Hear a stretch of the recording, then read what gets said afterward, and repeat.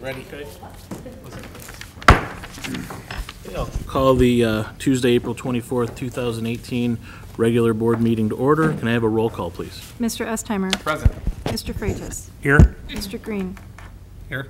Mr. Koopser. Here. Ms. Mossop. Present. Dr. Pomponio. Here. Mr. Craig. Here. Stand for the Pledge of Allegiance, please. Pledge allegiance to the flag of the United States of America and to the republic for which it stands, one nation, under God, indivisible, with liberty and justice for all.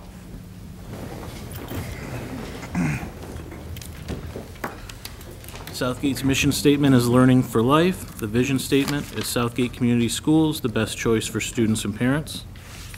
Okay, do we have a revision to the agenda tonight?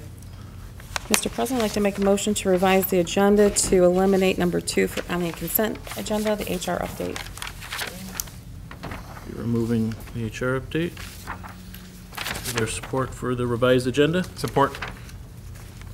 Okay, all in favor of the revised agenda, please say aye. Aye. Any opposed?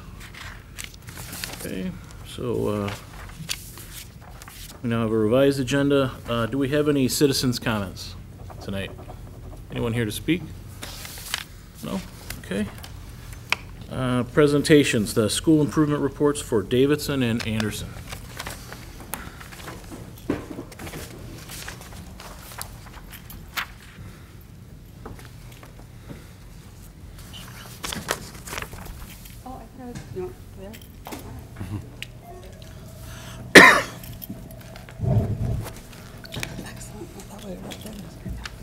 Hi everybody, how you guys doing? Good. Good, how are you? I just want to thank you guys for having us tonight. My name is April Schuck.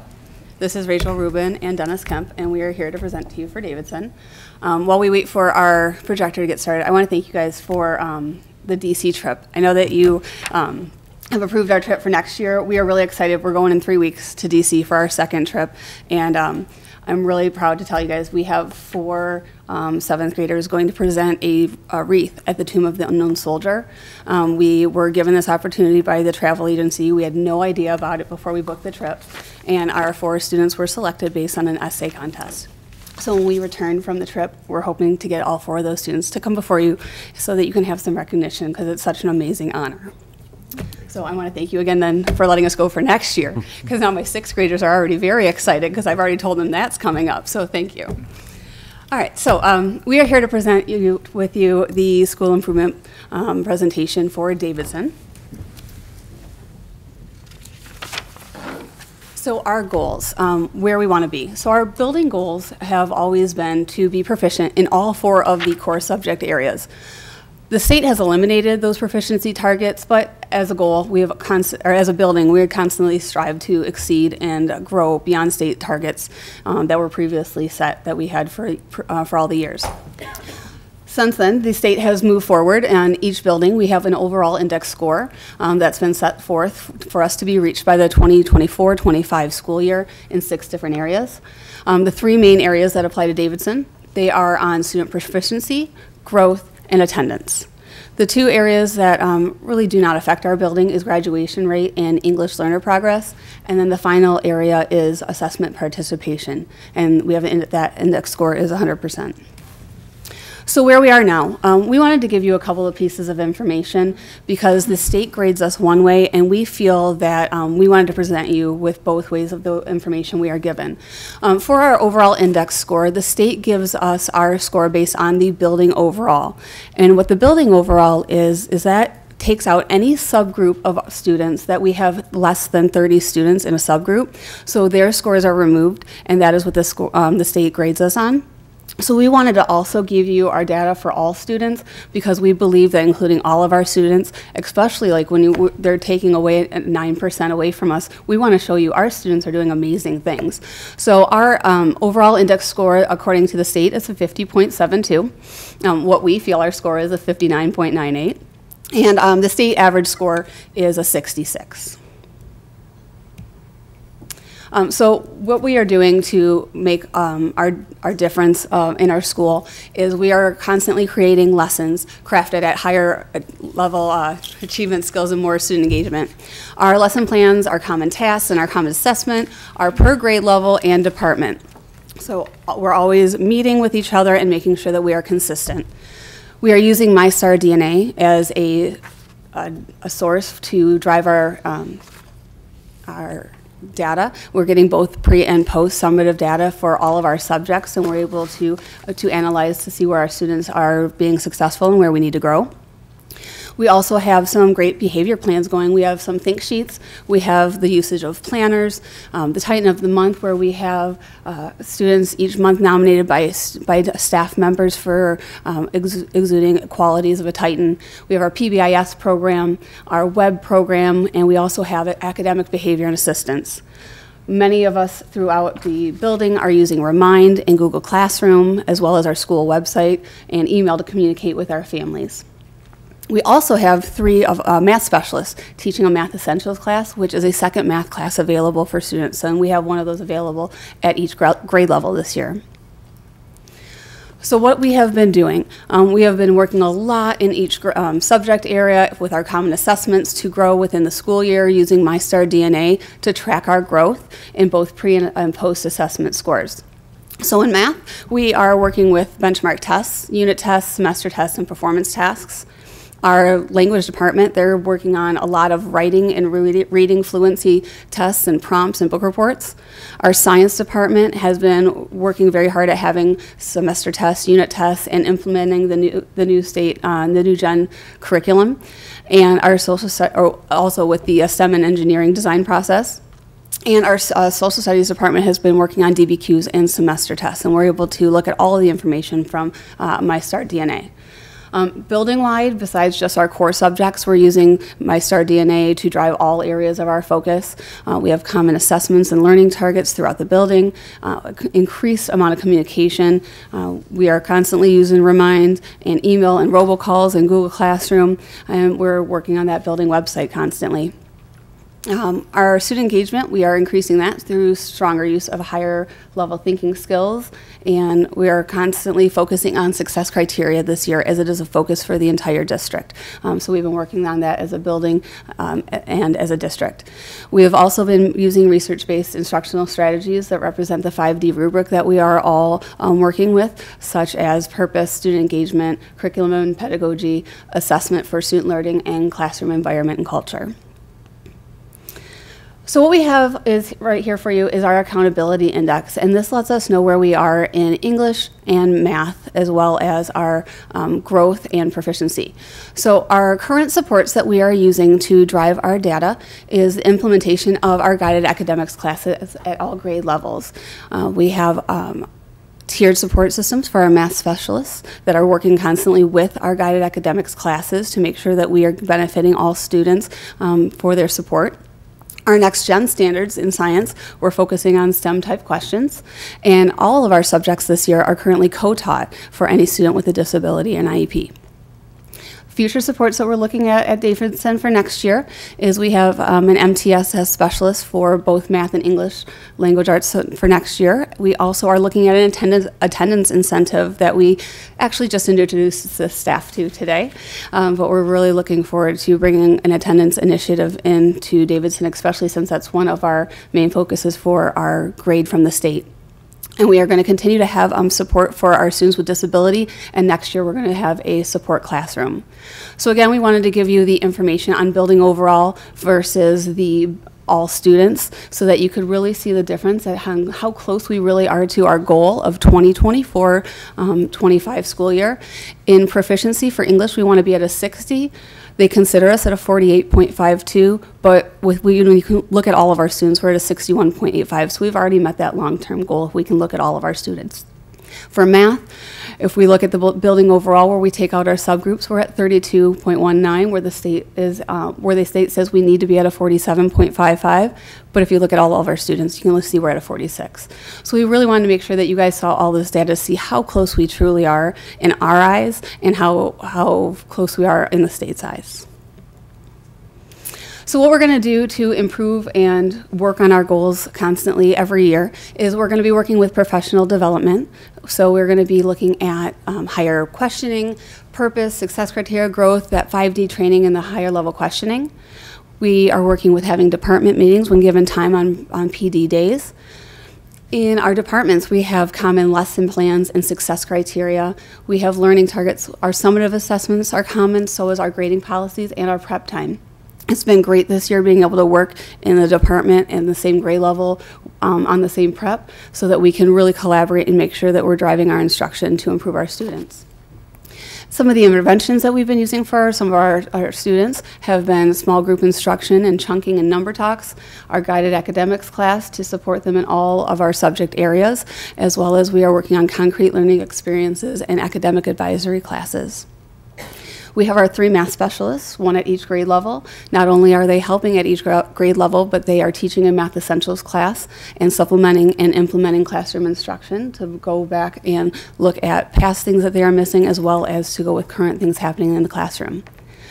Our MyStar DNA has been implemented in all subjects that we are showing powerful results, and we're able to identify specific standard-based area deficiency to make any curriculum changes that we might need to.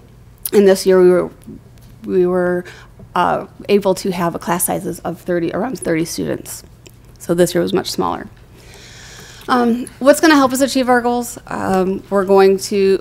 This is our ODRs. We wanted to show you our office discipline referrals based on our PBIS standards that we've been brought in this year, which is positive behavior intervention systems. In the 2006 to March 2017, we had 619, but this year, from September to March, we had 474 office referrals.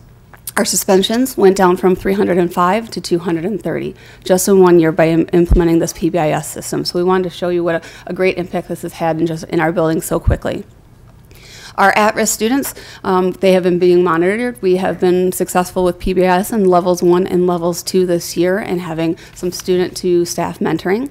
And our web leaders are a great program that we've had where we have current 8th graders work with the 6th graders, so our 7th graders are getting ready to be chosen and selected and trained so that our incoming 6th graders next year are feeling comfortable coming into a brand new building where 4 buildings are merging into 1. So some changes that we're going to have at Davidson next year is while we are going to continue to focus on our learning targets and our success criteria that are aligned with our Common Core and Next Gen standards, we're going to also continue with our PBIS program, and we're going to have a full implementation of the 3rd tier next year. We are also going to continue on with our web program, because we've found a lot of success. It makes the kids feel very welcomed when they have a buddy in the school coming into such a scary environment for any elementary school student who's worked in been in a building from kindergarten to 5th grade to come into a really big building where they don't know anybody. So this web program has been amazing. We are going to continue to work with our 5th grade teachers to make sure that we have a nice smooth transition to the 6th grade. And we're going to be using our Remind and email and Google Classroom, constantly working with Google Classroom and learning more about it every day to help our students become more independent and show our parents how to get some of their resources. We have daily announcements, and we also put those daily announcements on our website, and we have robocalls to communicate information to our families. We will have some new curriculum next year in the science department and the ELA department. They will be meeting for their collaboration on their new curriculum next year. We are also excited that we are going to have advanced math courses changing and meeting the demands, moving from the MSTEP to the PSAT. We also have a multi-tiered support system for our English and math students using something called Odysseyware, which is going to be with our MTSS support staff next year. And this attendance initiative that we brought forward to our staff today is not just attendance, but it is also a behavior and grade incentive, allowing students to waive their final exams each semester, which I know many of you are familiar with that we have at the high school currently. So stories, this is where I have to get out mine because as you can see up there, we have a lot of things to be successful about at Davidson this year. Our student council is remarkable. It is ran by Mrs. Velarde and Mrs. Hinsman, and they raised $750 for the Red Cross for hurricane relief. They have hosted dances through the year. We've raised $793 for the Leukemia and Lymphoma Society. 492 students made the honor roll and had an ice cream social. We had students and teachers who donated 100 new toys and almost $400 to Children's Hospital at Christmas time. We've had food drives for the Open Arms Pantry and collected 25 boxes of food, as well as they're getting ready to celebrate the end of the year with their Sky Zone trip. We've had some enhancements. The STEM Savvy Conference is going to be happening on May 10th, so we're getting ready to go to that, where 7 ladies that are 7th and 8th graders have been chosen to go to Wayne County Community College for a day of STEM activities. Our Math and Language Arts departments, we've had advanced and accelerated classes, and we're going to be continuing improving those. Our drama class this year, which is available only for our 8th graders, they wrote and produced 3 short plays each semester, so they were getting involved, not just acting out what other people did, they were doing their own. Our 8th grade has gone to the DIA to see the performance of Diary of Anne Frank. And our web leaders, we had 50 of them this year, so they had a ratio of 5 to 1, so 5 6th graders to 1 8th grader, so nice little tight-knit community. Our computer classes, they got to go to Henry Ford Museum to see the science behind Pixar. Our 6th grade class, 6th grade computer science class was formed. Our 8th grade French students came and taught a mini lesson to our 6th graders, and it was really cool because I got to be one of those 6th grade classes where the kids came in, and it was amazing to see our 8th graders just get up there and shine and teach some of our 6th graders just je m'appelle and said their name, and then they got to throw some things around my room, and then I got to eat, so it was an amazing day, you know, because whenever you bring food into my room, you're always welcome. We also had the VP and GM of North American Van Lines and Southgate alumni, Andy Kroll, donated tablets for the French classes for online practice. Our National Junior Honor Society, which Ms. Shannon Lavis is here with us today to represent them. They had 70 8th graders that required a GPA of 3.7%, good attendance, and no discipline issues. So we had 70 of those kids. That was amazing. They completed some community service projects with Gleaners, City Hall, and the elementary schools. They volunteered with the Kiwanis Club, and they have gone on some field trips to the Henry Ford and Greenfield Village and are getting ready to take their trip to Chicago in June. Some events that we had at Davidson this year, we had an art show, we had a winter fitness challenge where there were 2 ski trips where the kids were just zooming down the snow because we had plenty of it this year. We've had some assemblies. Our 6th grade field trip, they went to the zoo, and they're also getting ready to plan their Cedar Point trip. We have some battery recycling. Our PBIS rewards are weekly, and we have some quarterly assemblies to honor our kids for doing amazing jobs and showing what it is to be a Titan. We've had a school store. This year there was an Eiffel Tower mural painted in the hallway, so if you haven't been into Davidson recently, come check out our Eiffel Tower. We've had the Night of the Arts put on by the students of the drama, the band, the choir, and the art, where they all came together, invited parents and students alike to come enjoy in a night at Davidson. And as I started out our presentation with, we've got the DC trip coming up, which I know our 7th graders look forward to, and our 4 students will be coming here to present with you soon. So we thank you so much for having us here. Are there any questions that we could answer for you? Take a breath. Hold on. Did I get my time in? All right, time. All right. I wasn't timing her, but say there's no. Did I get? She's so used to it though right now, Mrs. Pastor. She's waiting for you to go ahead and see the flash. I was waiting for her to be like, "You're done. You're done. You can't talk about any of the good stuff." I was actually going to say, take a breath. This is how my students like. We're good. They understand me. They're fast, so I talk fast, and we just get things done. Okay, so I have a question about the student behavior plan. Is Yeah. that part of the PBIS and the think sheets and things like Yeah. that? And the other thing, the engineering program, it's newer. How is that doing with the new gen curriculum? Curriculum. Yeah. What's happening with that is teachers got trained, the science teachers got trained, and what they do throughout the year is they include some engineering concepts as part of the seven levels, the 7 different things regarding science and engineering, and so they include those and project-based learning that's taking place in the class. So students are starting to go ahead, and it's not just getting the answer. They have to try to figure out, they have to design something and try to figure out how to make it better as they go along. Okay. And what's the success criterion? Is that part of the grading process? That would be how students know they are successful at the end of the lesson. So if I was telling you that we're going to be doing the Pythagorean theorem today, for you to be successful, for you to be successful, Pythagorean theorem. There we go. For you to be successful there, there'd be something saying that you'd be able to go ahead and substitute the numbers in that and use the right formula in order to find the base of the hypotenuse. So basically what we look at when it comes to success criteria, we want the kids to know how they know they've done their homework right, or they've completed a quiz right, or they've completed a test right, or a question. So if it's in my class, they know they have written the formula, they've substituted their values, and they've solved the equation and putting the right label on the answer. So all of those things are listed for them, and they know how they'll be successful. And each of our classes are designed to have that. And it's been a building and district goal this year to make sure that students know how they can be successful daily.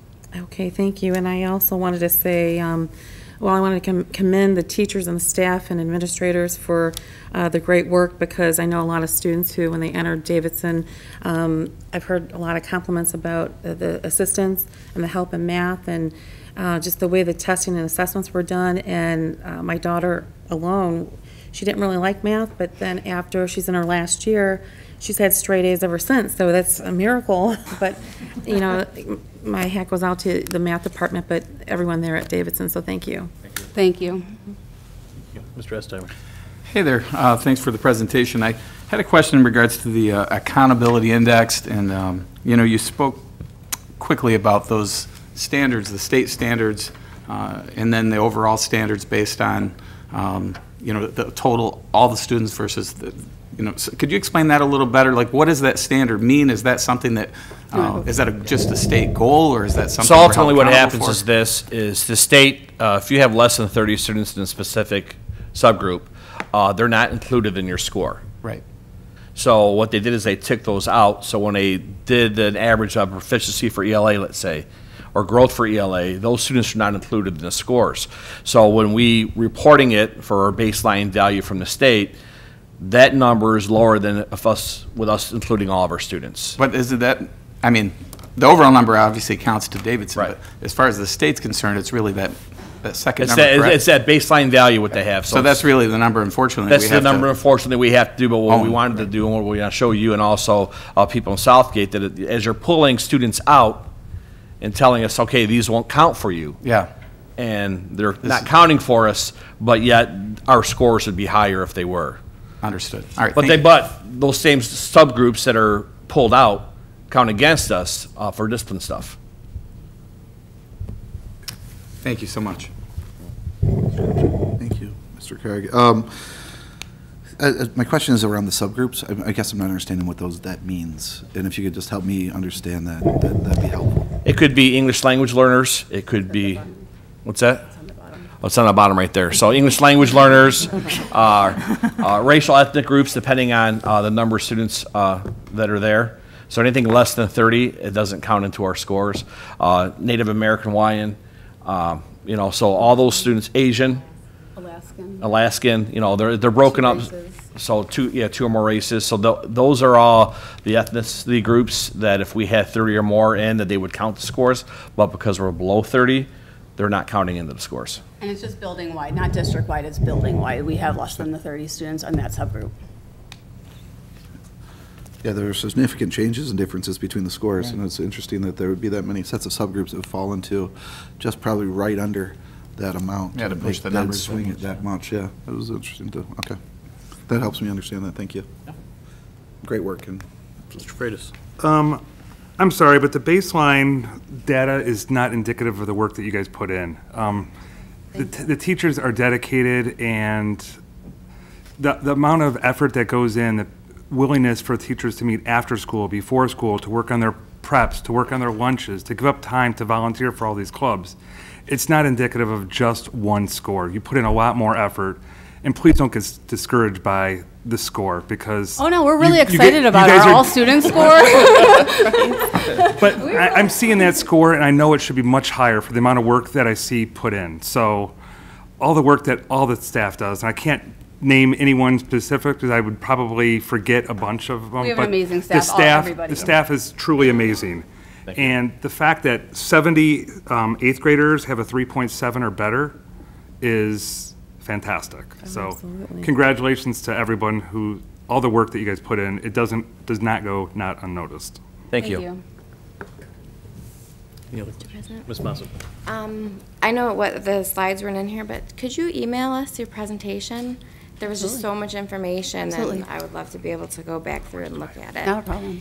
And then, just a question, what do you feel are challenges at the middle school? We know across the board, across the nation, middle school is the most difficult step of education. It's the biggest transition.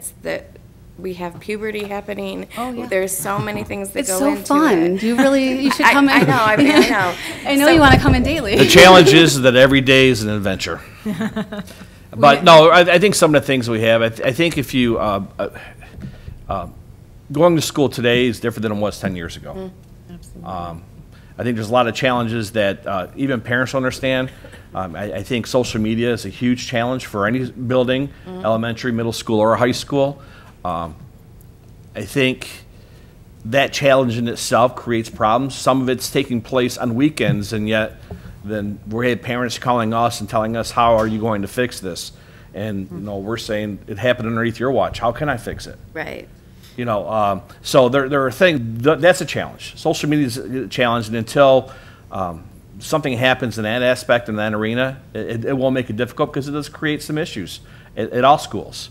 I think some of the other challenges that we have are taking place is just a challenge we have is, and why we're working on a tennis thing. We need kids to get to school. They need to be in school on time and not walking in during first hour. They need to be at school. It's a nationwide challenge. School not being, going to school is not as worthy for some people, I think, anymore. And what I mean by that is it's a challenge that you have kids who are missing more than 10 days of school in a school year. And that's a challenge because when they're not in the building, they're not learning. And one of the things that I talked to the sixth grade parents last night about is if you have a child who misses 14 days of school from the time they're in kindergarten to the time they graduate from high school, they've missed a full year's instruction. And we have students who are missing more than a full year of instruction just based not coming to school. So I think that's a challenge also. But it's not just a challenge at Davidson or in Southgate, it's a challenge throughout the state of Michigan and also across the nation. And then, just quickly as a follow-up, I know the social media, that's an issue, that adults, kids, that's just something that America and the world is going through right now. We put a lot of emphasis, which we should, on programs that are technology friendly, the Remind emails, the Google Classroom, the website. How do you reach those parents who maybe aren't so tech savvy, or, we look at our free and reduced rate, and so there's a lot of families in our district who can't afford to have internet service. It's something that, we take for granted. How do you reach out to those parents, or how do you keep them in the loop and make sure that they're part of the family of the middle school as well? I think you'd be surprised. A lot of the students have, many of the students in the school, unless their parents say we're not going to give you a phone, have a phone. And the majority of the students that have phones are smartphones. So that's where, they can access their MyStar DNA on those smartphones. We also have parents who let them know that if they ever wanted to come in the building, if they don't have computer access, they can come in. We can take them into the library and give them an opportunity and chance to go ahead and take a look at their students' grades and their attendance and things of that sort. We do a lot of mailings at home. Specifically those students that we see that are having some issues with attendance. So we'll do it the old-fashioned snail mail. We'll do the robocalls. And then, again, we also include, if they don't want to get into the Remind, or if they don't want to go Google Classroom, every week we email out, and we have everyone's email through MyStar. We have everyone's email, and we email out a weekly newsletter. Okay, thank you. Any questions? All right, thank you very much. Thank you.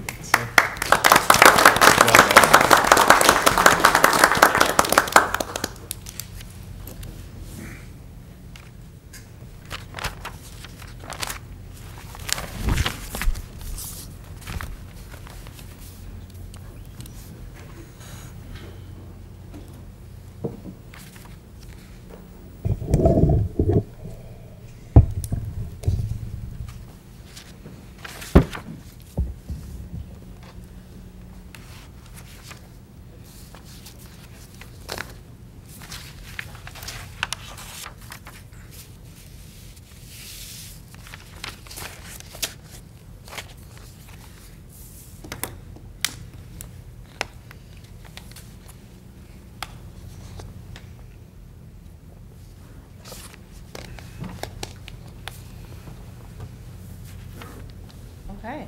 All right. Well, as we're getting started, I want to take the opportunity, since this is my first time in front of the board, to thank you for taking the committee's recommendation to hire me a few months ago. Appreciate it very much, and I'm very much looking forward to continuing here at Southgate for a very long time. I have truly enjoyed, if you'll indulge me for just a second, I've truly enjoyed my time here, my first day at Anderson High School. I had students coming up to me, shaking my hand, and welcoming me. Welcome to Southgate. Welcome to Anderson. It's great to have you here. And that has continued this entire time. I have students come up to me almost every day. Hey, I'm glad you're here. Welcome. It's not something that I've seen in any school that I've been at before. Of course, the staff has been fantastic. My philosophy of leadership has always been that of service. And as I mentioned in my interview, the best way to serve people, the best way to lead, is to find good, talented people and find what their talent is and let them go and give them the freedom to do what they do best. Of course, with accountability, we all have that, but to find talented people and turn them loose. With me tonight, I have one of those talented people, Kelsey Tackett, who is heading our school improvement team. And so we're going to present to you the information from our Anderson High School data. All right, our goals really don't change. When you have goals that are as grand as this, all students are going to be proficient in math. All students are going to be proficient in literacy. All staff is going to work to improve the culture and climate. Of course, those goals are not going to change, but what are we doing to meet those goals? And that's what we're going to talk about here tonight. Progress. How are we coming along? This is the data from the state that Davidson shared from their building. The numbers that we're sharing with you are the numbers that the state uses. You'll see that the state average for 16-17 was 66 on the index. Anderson High School was 68, just above that. So we are above the state average overall. The state target for 24-25 is 100. And so you can see, although we've got a ways to go there, we're ahead of the state. And when we look at our data, we've got some ideas on how we're going to get there. Our proficiency in ELA, you see they're doing a great job. The state target, 60%, 83.46 for Anderson, and the state average is 49%. We're cruising along there. Our ELA department is doing an amazing job. In math, we're looking at, we're above the state average where they're at now. However, we're a ways from the state target. So, I'm sorry, not above. We're close to the state average in math, and we've got a ways to go to get to those targets. One of the things that we're going to be doing, we're going to talk about in a little bit when we talk about the focus of what we're doing moving forward. Our growth in ELA, just to mention, the state looks at both growth and proficiency. It's something that's been an argument back and forth in the state for quite a long time. Do you look just at proficiency, or do you give people credit for growth? I think the state's done a great job in looking at both of those. Just those two pieces combined count for about 2/3 of our score. So growth in ELA, again, you'll see we're well ahead of where the state is. And in math, we've got some work to do, but we're moving forward with that. Was that you?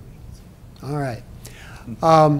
Graduation rate. The state looks at graduation rate at the 4-year, 5-year, and 6-year.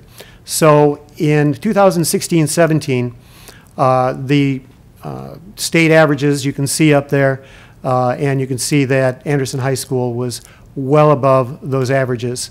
You can see at the 6-year, by the 6-year mark, graduating well over 99% of our students. That is tremendous, and our school and the people who work there are to be commended for being so diligent in helping our students to get to this point in their lives. The School Quality Index, again, above the state average, and school quality, student success, advanced coursework. What this is talking about is students who are in dual enrollment, who are in CTE programs, AP classes, any of those classes that are considered advanced. State average, only 27, almost 28% of students are enrolled. Here we're almost at 90.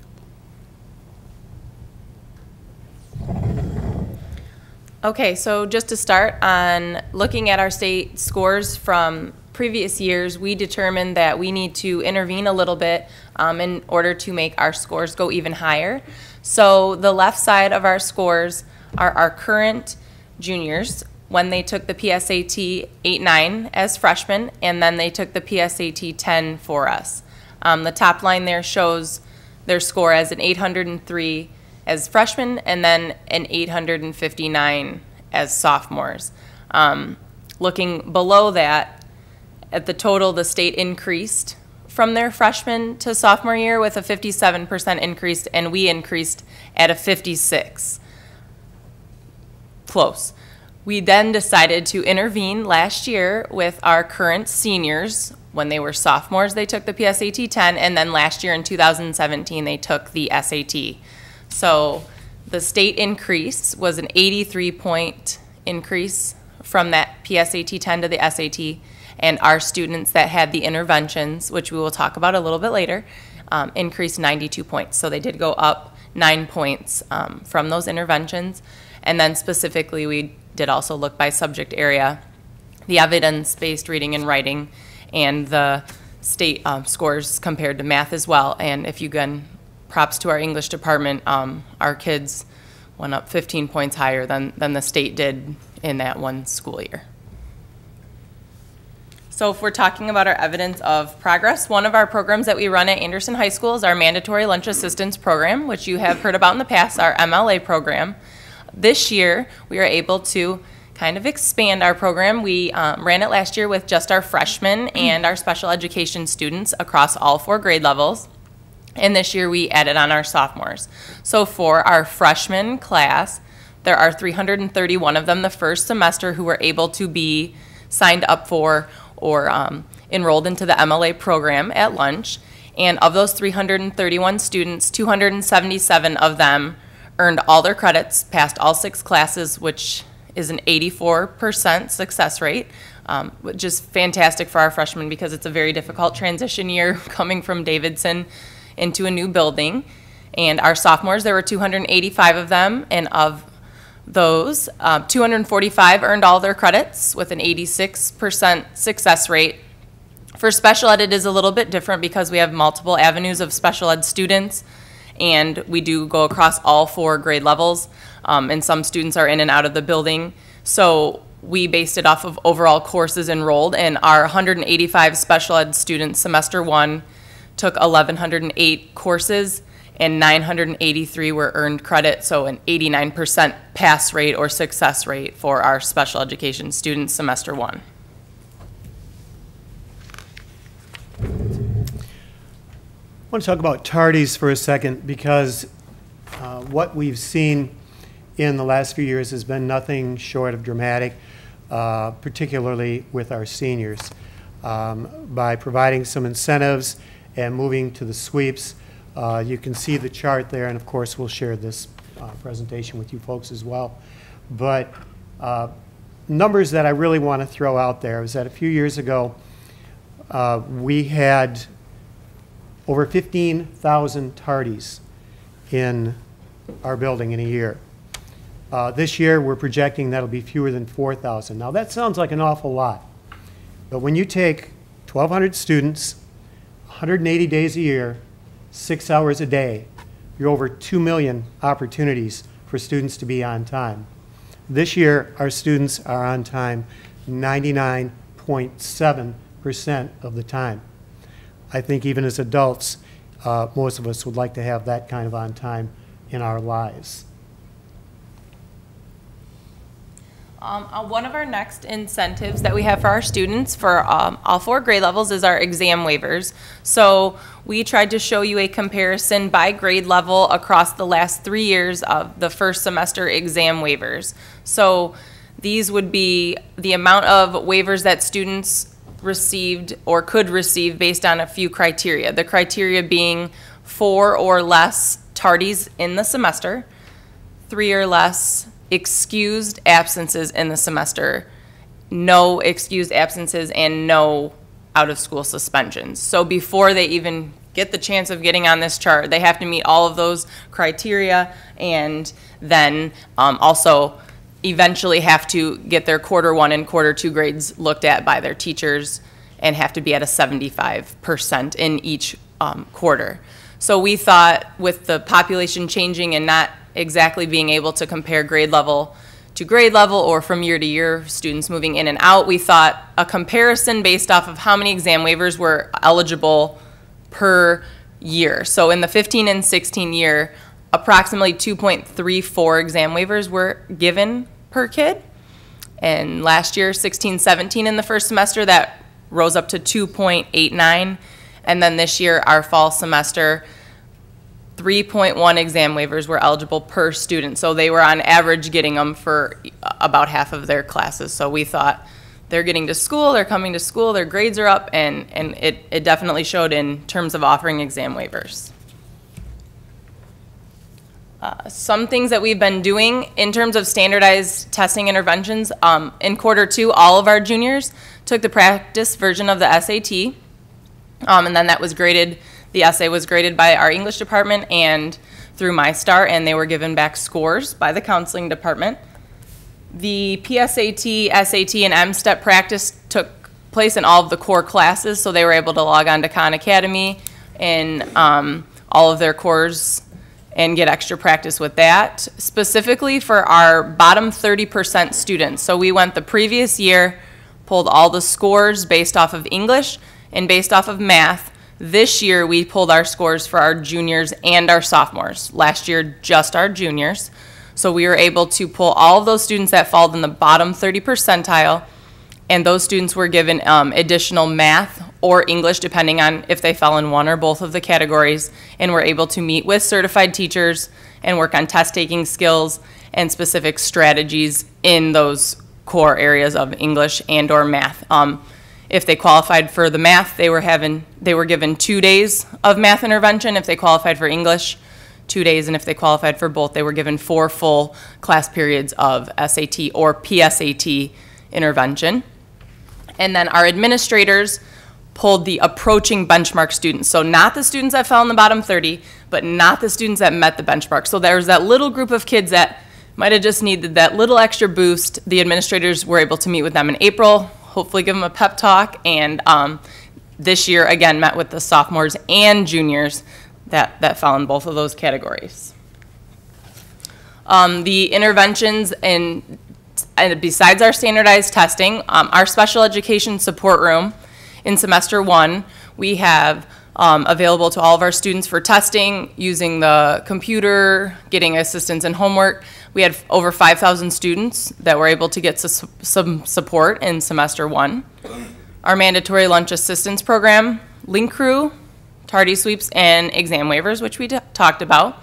this was the first year that Anderson High School was able to offer 100% online education for students that maybe in school wasn't the best option. So for some of our students, a select few, and had to go through a protocol and a process through our administration, we're able to have a virtual setup online. We offered both semesters an Algebra Essentials course for our freshmen, so they were able to have a double math block as well. Anderson Unplugged, which focuses on our community circles and our college and career readiness. We were able to start that Q2, and we're still going strong with that. And our Titan Time tutoring, which is Monday through Thursday after school, ran by a counselor and teachers, and then also our guided academics classes. All right. Can't quite see it there, but this is from last year. And you see a long list of things that were scheduled for this year. I'm going to move this a little bit so you can see those check marks over there. Every single one of these that was projected as something to do to improve this year, that was projected from last year, has been met. That's an amazing group of people that I work with. And when we started going through this list and looking at, okay, where were we last year and what have we done this year to meet each of these? They were able to tick off every one of them. To me, that's just, I've never seen that before. That's incredibly impressive. And the teachers and the staff, administration at Anderson are to be commended for being that focused and that targeted to address those things and to bring our first state index score in above state average. So hopefully next year we're telling you the same thing, that all of these get checked off of the box. The first thing that we're excited to be doing is working with our newest addition to the high school, improving our SAT scores. He's coming with some fantastic ideas and programs from his old school, and we were able to share at our department chair meeting some of the resources from Dr. Baker Herring on specific targeted interventions and strategies that we can use to improve our SAT scores. Next year, we will be expanding the PSAT and the SAT interventions to not just include the sophomores and juniors this year for the bottom 30 and the approaching benchmark, but include the freshmen as well. So we will be intervening on all 3 grade levels based on their previous score, expanding our restorative practices. And then the last 3 are kind of focusing on our building, but also in kind of the district plan as well, which is our 5-year plan. The MTSS, the multi-tiered system of supports, being fully implemented. So what are we doing at our building for all students, and what interventions are we going to be able to target to specific students that need further intervention or further remediation? Our Illuminate usage for our summative assessments is in our district plan, making sure assessments are available in one area so different people can access the same assessment and know what each subject or what each grade level is doing. Would be very helpful to have it all in one place. And then developing our Anderson Unplugged, we want to do more. It's going well right now, but we want to do more. Can we focus on the social emotional learning piece and college and career readiness so we can target more students in those areas? And then lastly, our success stories. Again, these are just some of the ones that were shared. There was a Black Culture Club established. Our marching band, if you were able to see, marched in the Thanksgiving Day Parade, and they were on TV, which was awesome. Our female cross country took the Downriver League Championship. Our Quiz Bowl had an overall record of 7-2 and missed states by, I think, they ended up losing in the last round with the last 2 questions. Our figure skating had 5 state qualifiers. Our wrestling took the Downriver League Championship, had 7 athletes as regional qualifiers, 5 that went to states, and then we had the first female regional qualifier that was female in Wayne County. So that was a big deal. For competitive cheer, they took 5th overall in states. Our technology crew back there, Luke, had the Cyber Patriot team. They went 2nd at our state competition. DECA had 7 students competing at the state level, and then we put on a talent show, had a freshman family fun night, and again, these are just few of the many things that are great about Anderson High School. Questions? Dr. Pomponio. For the exam waivers, what was the criteria again? You had 4 less tardies, and what was the rest? 3 or less excused absences, and then no unexcused absences Okay. or no out-of-school suspensions. So Okay. it kind of keeps them on their toes. They watch their attendance a little better, and then, we don't let them in December come and say, well, on October 1st, I had that second hour absence. They kind of monitor it themselves a little bit better as well. Okay. And the other thing, with the online, 100% online courses, are you allowing the students to take a survey to talk about or to summarize if it was a good experience, or if it was something helpful, or because it's 100% online? At the end of the first semester, there was a team of counselors, administrators, and staff that monitored those students, and those students actually had to, they were hand-selected on whether they had to return or were able to continue. So it wasn't necessarily a student survey, but each individual student was discussed based on their progress. So not all students were allowed to continue. Okay, thank you. And there's one other thing I wanted to mention with some of the things happening at the school. Is robotics team the first world competition in Detroit for the first time ever? I shot an email out to, Okay. somebody just didn't respond to me when I wanted the Okay. robotics, but I did, yes. Okay, Yes. thank you, thank you. First of all, welcome aboard. Glad to have you here. It's hard not to see Dr. Baker Herring over there glowing and like a proud parent over there. So congratulations to her as she contributed to a lot of this as well. Some of the questions I wrote down, Kelsey did get to, but could you explain a little bit more about the MLA program? Yep. So the first year, 4 years ago, when it was first started, our at-risk counselor started the program for just the freshmen. So any students that was failing a class or had a couple missing assignments, she would have them come at lunch.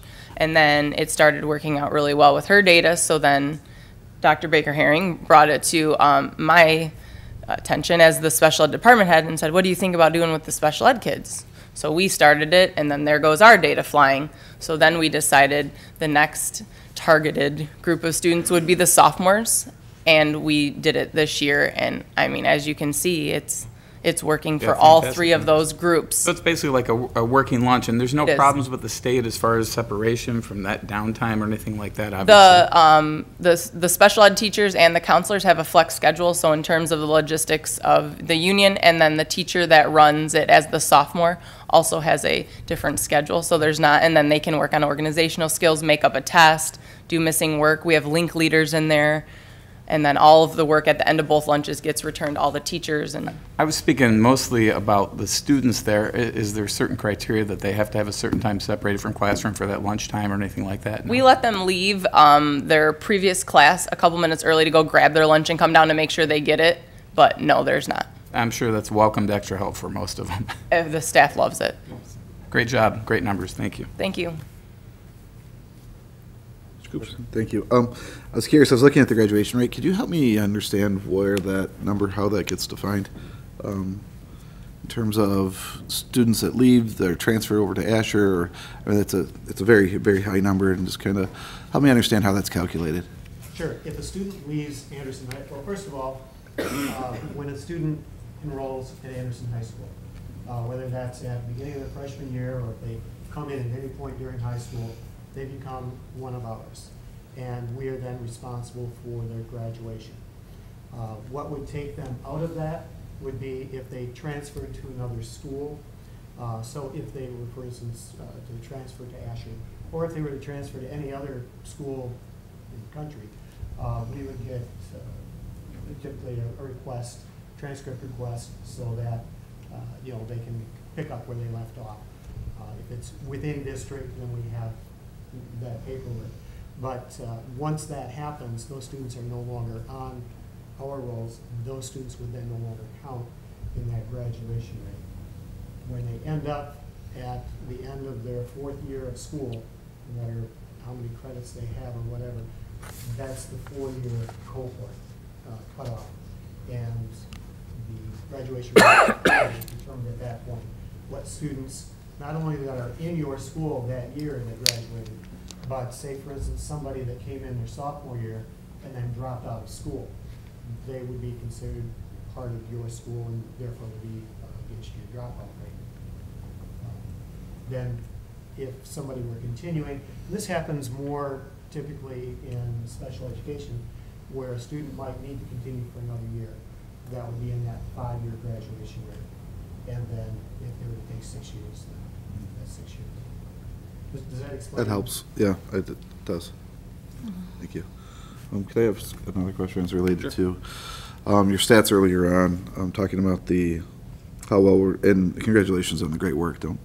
Please don't take this as this excellent work that you guys do, and we recognize that up here. And just phenomenal scores as related to ELA. You said that there's work to be done as it relates to math, related to proficiency and growth.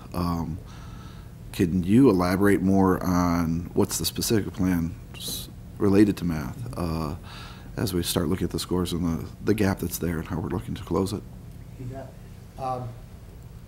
I will say that not all of these are things that I'm doing. A lot of these things are in progress when I got here, from Dr. Baker Herring and from Dennis Stone at Davidson. But some of the things that we're looking at, and one of the things that's typically true when you're struggling in math, is the area is in algebra essentials. Those basics of algebra, those fundamentals, are where kids get tripped up, and I've seen it in pretty much every school I've been in. When you're struggling in math, that's where it starts. So we need to address that specifically. One of the things we're talking about, we mentioned the Algebra Essentials class. We need to look at next year, is that something that was beneficial enough we're going to continue, or do we need to put those resources in a different place? We're looking at that right now. Having more students take algebra in 8th grade, having dedicated 8th grade classes so that they can earn algebra credit in middle school is something that's going to help, because then those students are going to be able to get more advanced math, so by the time they get to the SAT, they're going to be more proficient. Then when we talk about things like MLA, that directly affects math. When we talk about some of the incentives that students have, that's going to directly affect it. If I'm missing some... Just one piece I would say is that hopefully we're seeing on next year's math scores, we did adopt a new Algebra 1B and a Geometry B course this year, and those two courses did target areas specific to what's on the PSAT and what's on the SAT. The math department was able to meet and said we feel that there are key pieces of our puzzle in our curriculum that are not even being addressed on the SAT. So we did do a new Algebra 1B this year and a Geometry B. So the second half of both of the Algebra 1 and the Geometry classes were brand new this year and did target specific skills that were addressed on the state tests. I guess this might be a question for Ms. Pastor. It seems like it's not specifically an Anderson issue. It's more like maybe potentially a district issue, because the whole district feeds Anderson. And I'm not thinking about all the other presentations of where they scored, but are we thinking about this as a district thing, that we can, how we're pushing this initiative, because the foundation has to be built there, and if that foundation's not there, it's hard for them to build on it once they get to Anderson.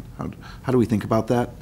So this was the first year that we mandated mandatory lessons K-5 along with a pacing guide. So elementary school teachers basically had 7 modules from Eureka Math, and it's a menu of opportunities, and essentially it's about 2 school years worth in 1 school year, and teachers were sort of picking and choosing which of those lessons, and instead of them being selective and maybe missing a module or 2, we have pre-selected which lessons are mandatory, and we have pacing guides in K-5 that really mandate that we stay on target and don't miss modules. So right from the beginning, we are building up that K-5 curriculum, and this was new this year.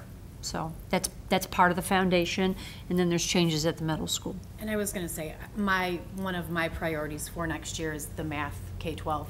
So that will definitely be a focus of mine, to work with all groups and just look at how it feeds up from K-5. So that is definitely on my list of priorities for next year. Thank you.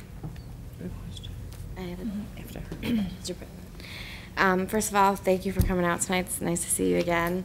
And you did say you're going to email us a slide, so I appreciate that. I just want to start off by saying, you know, I have a son at the middle school, or at the high school now, and I see dozens of kids every week from every group and clique and that you can think of, and I always hear the same thing. Our principal really likes us. They say you get there early in the morning so that you can shake the hands of the kids who come in early. And this group of kids that feel a lot of times excluded enjoy just your presence. And I appreciate that, because hearing it from 17 and 18-year-old young men is, it's refreshing to hear that. So I'm going to ask you the same question that I asked Mr. Kemp. What do you see the problems that the students face at Anderson? What are some of the things that you see as the issues that the kids are facing today? Obviously, different students are going to be facing different challenges in their lives.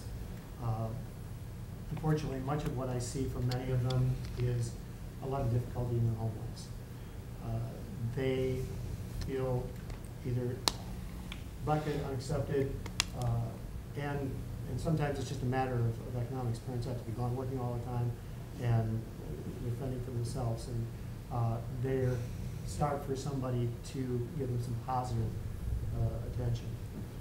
That's a little bit that I can do, is to walk around with as many students as I can, welcome them, make them feel welcome, and we can identify a lot of different things, but if we can work with those students to build relationships so that they have a positive experience with the adults that they come in contact with, then this stuff up here is going to take care of itself. Because if I can't tell you how many students I've had in my office over the years who I will say to them, hey, you're doing great in these other classes. What about this class? I don't like that teacher. Why are you cutting your own throat because you don't like someone? You're letting somebody else determine your future. If they don't like them, even if they're smart enough to do the work, they won't do the work. And so it's incumbent on all of us to develop those positive relationships. And I spoke with Ms. Pastor about that just today. We've got to stop doing lip service, because we're always talking relationships. We've got to do something. We've got to be intentional about it. And I think that that's the challenge that the students face, and probably the biggest thing that we can do to help them as they face those challenges. I appreciate the answer. The therapist and the youth pastor and me can connect right with that, and I think that you're spot on with that. And then my next question to kind of dovetail off of that, and part of this has to do with Dr. Baker-Herring, with curriculum too, is where do we see, I know that there is a financial management or financial or wealth. Financial wealth management, you're right. Yeah, so, and my son's in that course, so I'm very familiar with what goes along with it. But do you see anything in the near future where, we talk a lot about, when we're talking about math and language arts, that we are gearing kids up and we're preparing them and targeting things for other tests that they're going to be taking. And a lot of that, unfortunately, the state makes us do. And we up here all understand that. But do we see anything, as we see the population and the kids changing, and some of our kids at the high school are the financial head of household in their homes right now. Do we see any curriculum in the wake coming down that would be some sort of soft skills class? How to have a bank account, what a mortgage is, what do you do when you have your car breaks down? Are we looking at something potentially in the future where we can see the changing face of being a kid kind of stops at 10? It used to stop at 18, 19. Do we see anything with that in the future where we're integrating more for kids who haven't had any exposure to things like that? I think you just described unplugged. One of the things that we've been doing, And then actually we got feedback from students. What topics do you want to see? Much of it was, show us how to do taxes, show us how to, all those daily life skills. So I mean, what you've just described is kind of the topics that we've been talking about incorporating in Unplugged. That's awesome. And then just my last question, because it was the only thing that was new to me on what was going on. Can you tell me a little bit about what the Black Culture Club is? Not really. I just know that it was established, the club was started up, I believe, the second quarter, obviously sponsored by a teacher. Ms. Cieslik, correct? Yeah, okay. Yeah, Mrs. Cieslik, who is one of our history teachers, who teaches the women's history class and women in society, and I don't know much about it. Okay. All right. Thank you both very much. You're welcome. Dr. Pomponio. Thanks. You mentioned the 8th graders who had their credit from algebra, if they could have that moved up to the high school. Do they get credit for that move to the high school? Their algebra credit? Yeah, yes. Is that current? Some. Okay. What I'm Some. talking about now or what will be? Right, that's, Yeah, I mean, if they pass class. Right. If they get okay, the so, criteria. The They procedure, have to meet- yeah. They have to meet the criteria that any high school algebra student would. And if they do, then they receive high school. okay. They were given like the exit exam for an Algebra 1A and Algebra 1B class, and they had to pass both of those with a certain Okay. score. That's how it was done in the past. Okay, thank you, I Grant that. appreciate it, thank you. That's part of my curriculum update. Right. Next year, Davidson's running the Algebra 1A and 1B class that we run. They're gonna run that down there at the 8th grade level Okay, for some of the students. okay, sounds good, thank you. Any other questions? You know what, Mr. President, I have one more. Speaking of that, and it might come up when you're speaking about the curriculum updates, a lot of parents don't understand the direction that the kids go once they do well or not so well at the Algebra 1. It puts them on like a faster math track or not. And we had one gentleman who approached the board and had said, you know, do we ever sell this to the parents to be able to get them more involved into the extra help that they can get for the algebra classes? And we know that it's a struggle. But the outcome of getting on that faster track is a difference of sometimes $12,000 in college Absolutely. education. Absolutely.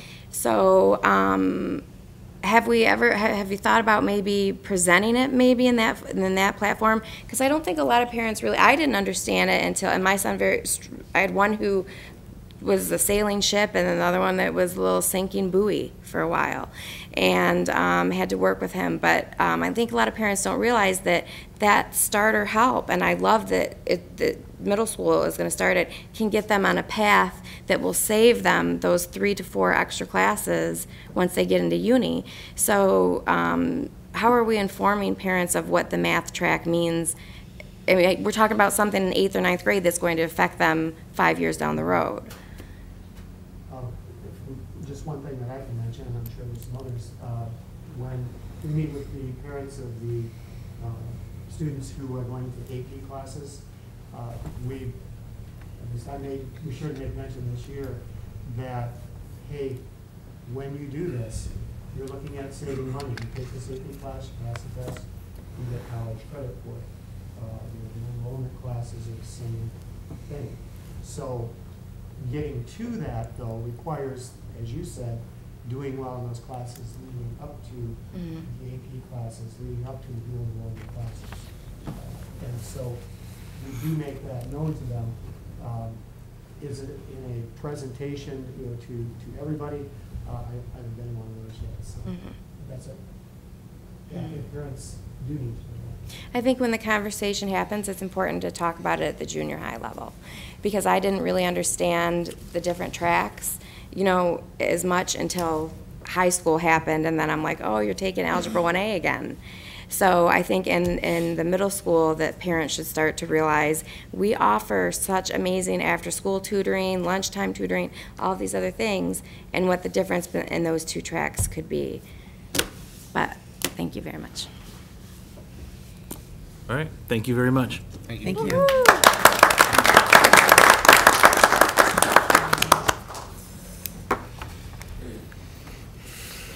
Okay. We're on to committee reports.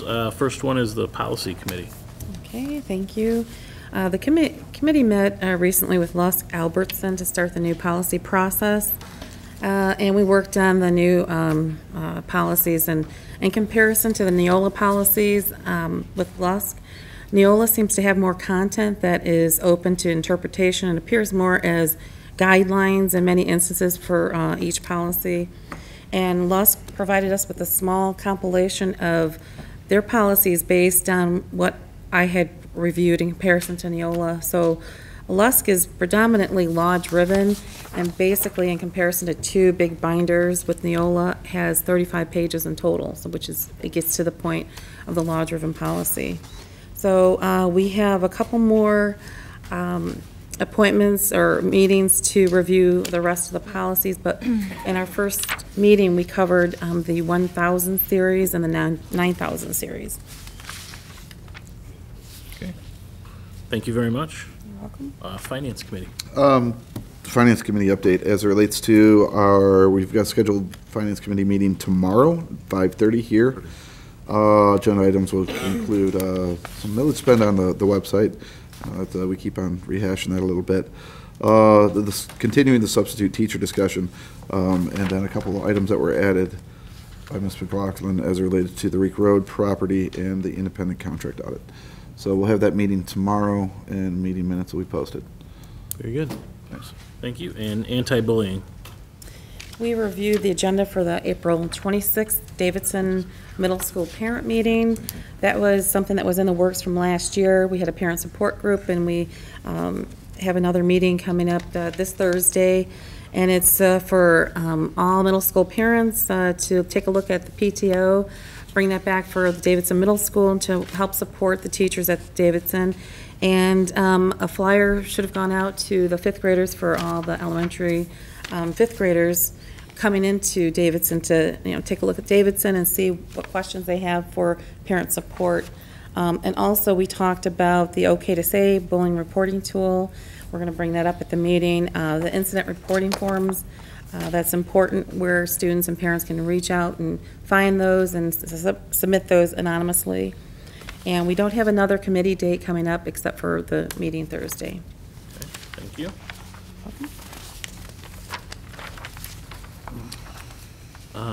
Under reports, first is a finance report. Last week, we had several members of the district had the opportunity to attend the annual Michigan School Business Officials Conference. It was for 3 days at Hobo Center, which was kind of nice to have it close, but I don't know that juggling the traffic on I-75 was necessarily worth it, but myself, my accountant, and our food service director used the opportunity they have a number of breakout sessions, updates. It's always an awesome learning opportunity. And in addition, my administrative assistant and our facility and maintenance director are working on their certifications. So they took certification classes during that time. Except maintenance director had to be called back to the district for a couple of the days, didn't quite make it. But it also gave us the opportunity to meet with vendors, even our current vendors, and look at some new potential opportunities for the district in the future. So a couple things that I wanted to share with you on the finance side is, I don't know if you recall, about 3 years ago we had to institute GASB 68, which was recording that really large number on our government-wide financial statements of what our district share of the unfunded retirement liability is. Well, effective for June 30th, 2018, we have to implement GASB 75, which is recording the district's unfunded other post-employment benefits, which is the health insurance that's provided through ORS. So the system total for the post-employment benefits, the unfunded portion, is over $8.8 billion. The district's portion is $25 million.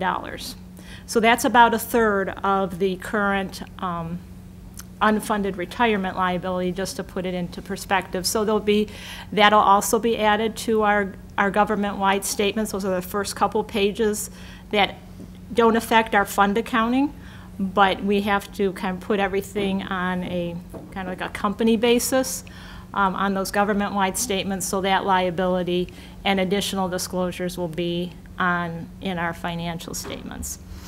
Also, this was something new that was started being shared with us only in January. Right now, what we pay in for retirement for our defined benefit liability has always been based on our current payroll. Whatever our current payroll is, the system calculates what the retirement gross pay is, and then we pay the required percentage. So starting next year, they're going to change what that payroll amount is. And I'll try and give more explanation when I do the budget amendment. This will be very hard to budget for because they are actually starting with what our 2017 payroll was, which is actually our payroll for the year ended September 30th, 2017, because that's the state's year end, not the district's year end. And then it's adjusted by the change in the district's current operating expenditures, which is a figure that comes off of our annual report that's uploaded to the state after we do our audit. So everyone's head was pretty much spinning during the conference because they had several different sessions where this was talked about. They're still trying to decide with the current operating expenditures how they're going to define that, if they're going to change the definition. So it's another thing that's going to make, you can't really budget for it because it's going to be an after-the-fact adjustment. We're still going to continue to pay based on the current payroll, but then our expense will be adjusted. Either we wouldn't have paid enough based on this calculation, or we would have paid too much. So another thing that is making budgeting very difficult to do. So hopefully by the time I present the budget for 2018-19, I don't know if I have any more clarity for you, but that was also a major topic. So it looks like this ugly formula. So, but that's one of the things that myself and my colleagues are really struggling with right now. Also, I went to a session that was specific to the block grant funding that our food service director talked about when he went to Washington, D.C., and the concerns about that. And it really is a concern if they switch to that, and that's always going to be a possibility from year to year. The food service directors that were there and presenting, they really feel like it will hurt the program because you're going to get a flat amount instead of getting money based on meals served and how your student population fluctuates during the year. You won't have that opportunity to get funding that relates to that. So there's a lot of concerns. There are food service directors that are just concerned about what it means for them in the future as well. And one of the things, with the Wayne County School Business Officials Group in the normal rotation of officers, I will be president next year, and the MSBO also offered a leadership orientation class for that, which I thought was very helpful. It kind of gets a good base in addition to what I've seen from my colleagues that we've done over the years to hopefully have a successful year. So. And then this morning, Jerry Moore and I attended the Thrun Law Firm School Law Update. And so I just wanted to share a couple takeaways that we had from that meeting.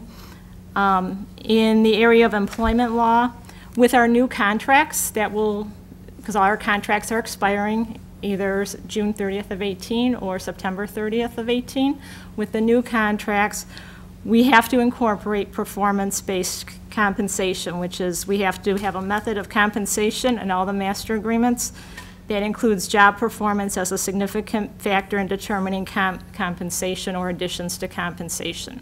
If we don't, it means a 5% penalty of our state aid, which is a very significant amount. So they'll be looking for that. They also talked about school elections because this is an even number year, so all the school boards will be having an election during the general election in November.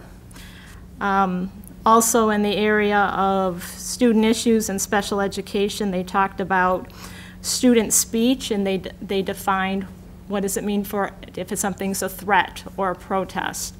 And they also talked about the new definitions for expelling and suspending a student. And there's 7 mandatory factors that you have to go through for that. And that always applies unless the student is in possession of a firearm. And some changes in legislation with the teacher and administrator evaluations. 25% of their evaluation is currently based on student growth and assessment data. That 25% will be changed to 40% for the 2018-19 school year. And the ISD regional enhancement millage, there was a change in the law. The charter schools, including some cyber schools and ISDs for certain students, are going to be eligible to receive a portion of funds from the enhancement millage. It's for any millages that are approved after May 15th of 2018. So our current Wayne County enhancement millage, when it goes for renewal, will be impacted by this. Right now, the money is spread over all the school districts. It does not include charter schools.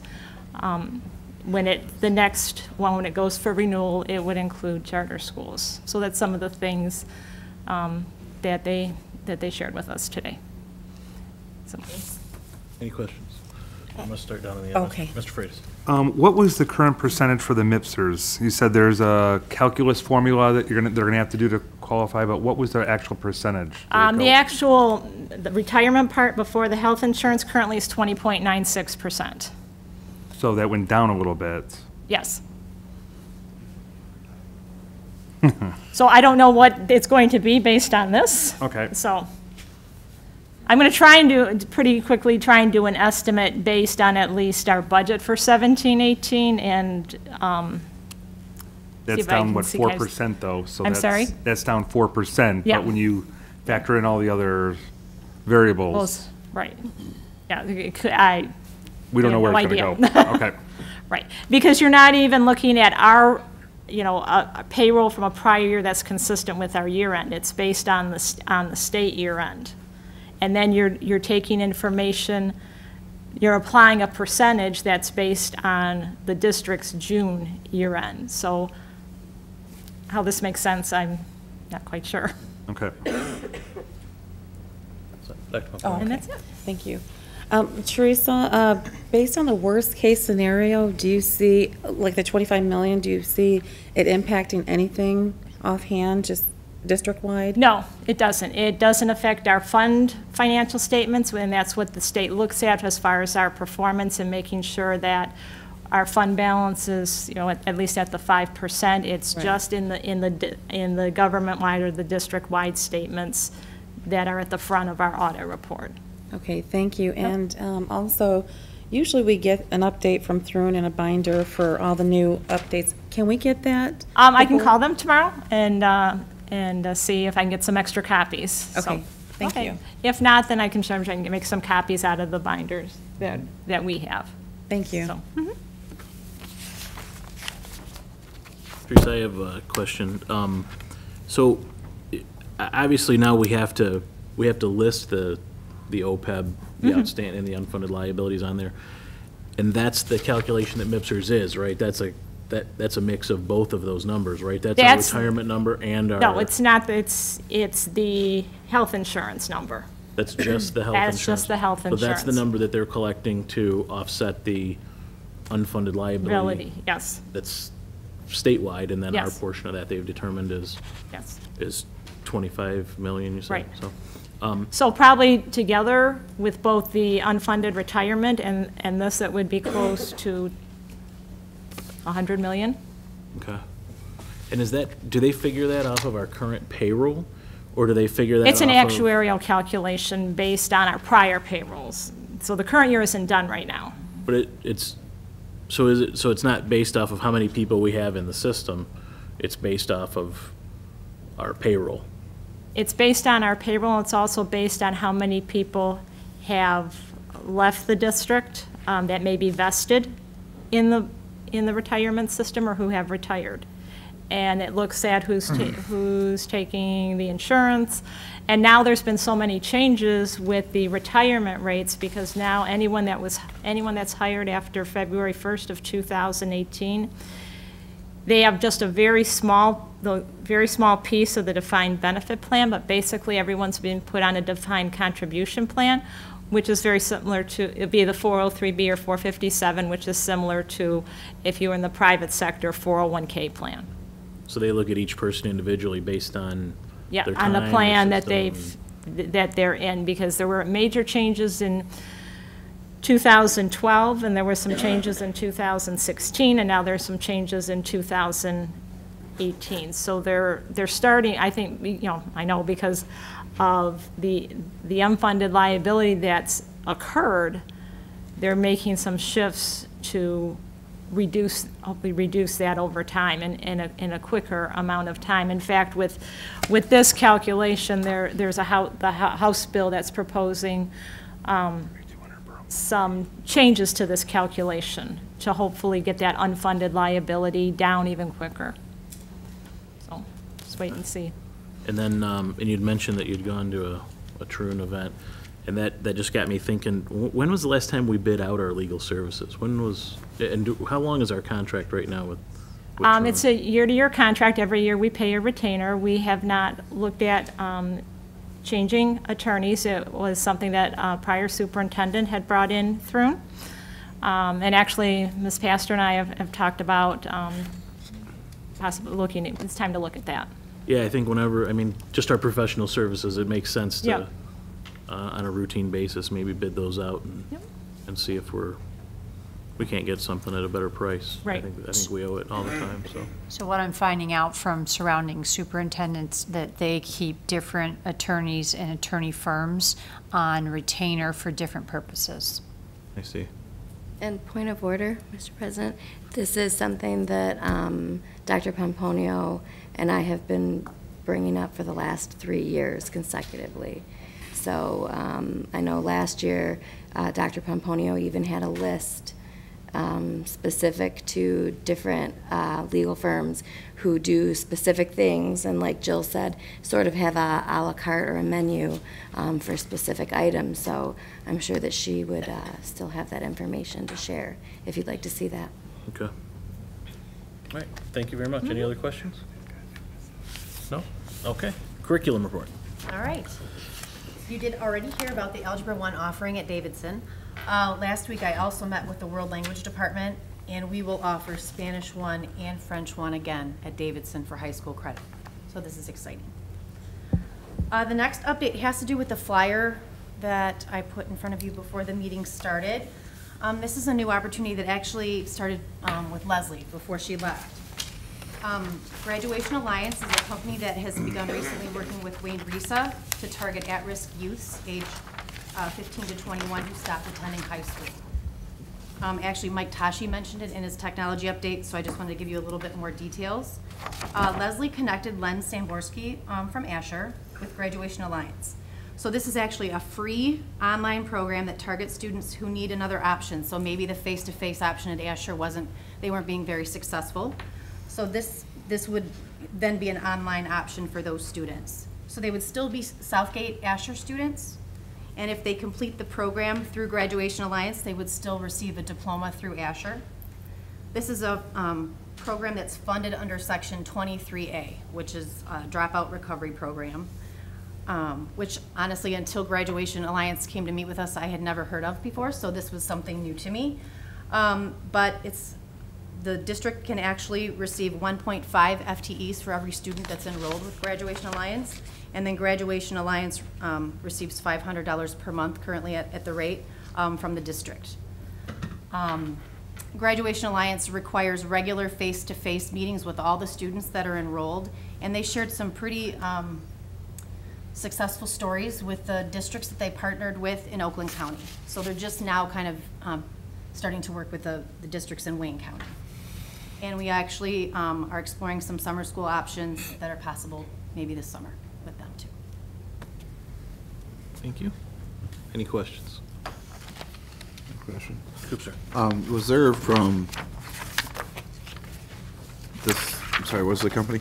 Graduation Alliance? Graduation Alliance, thank you. Was there any speculation on the number of students that we may be able to help and reach with this type of initiative?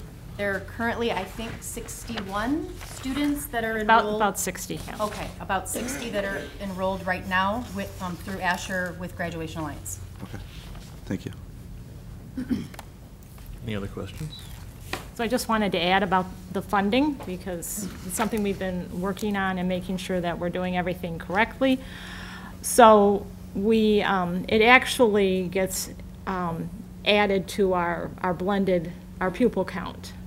So we get, because it's a year-round program, we get 1/12. So right now, actually, with our April state aid, it was what was certified. So if they become active in January, they have to be active for a full month, and then they can be certified and sent up to the state. So then those students that were qualified in February, we just got the funding for in April. I thought there was a bit of a delay, so we got, so you take the number of students and then multiply it by, it's 1/12 of the foundation allowance times the number of students. So it was the equivalent of 1.83 FTEs, and that was actually 22 students. But you have to remember, it's 1 month. So, and I still thought there was a little bit of a delay, and actually today I finally got an answer from the state. We are a little bit off.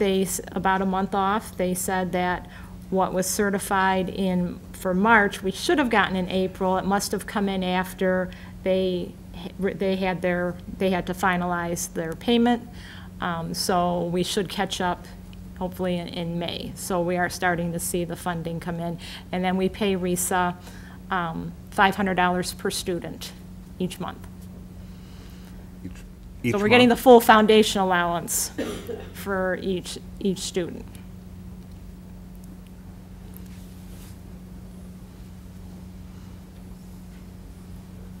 I think part of the goal on Leslie's part was to, when you looked at that 4-year, 5-year, 6-year graduation rate for cohorts, these students would fall into that 5th or 6th year possibly, so that they would then become added into Asher's graduation rate. So it would help boost the numbers that they often struggle with completing for their diploma.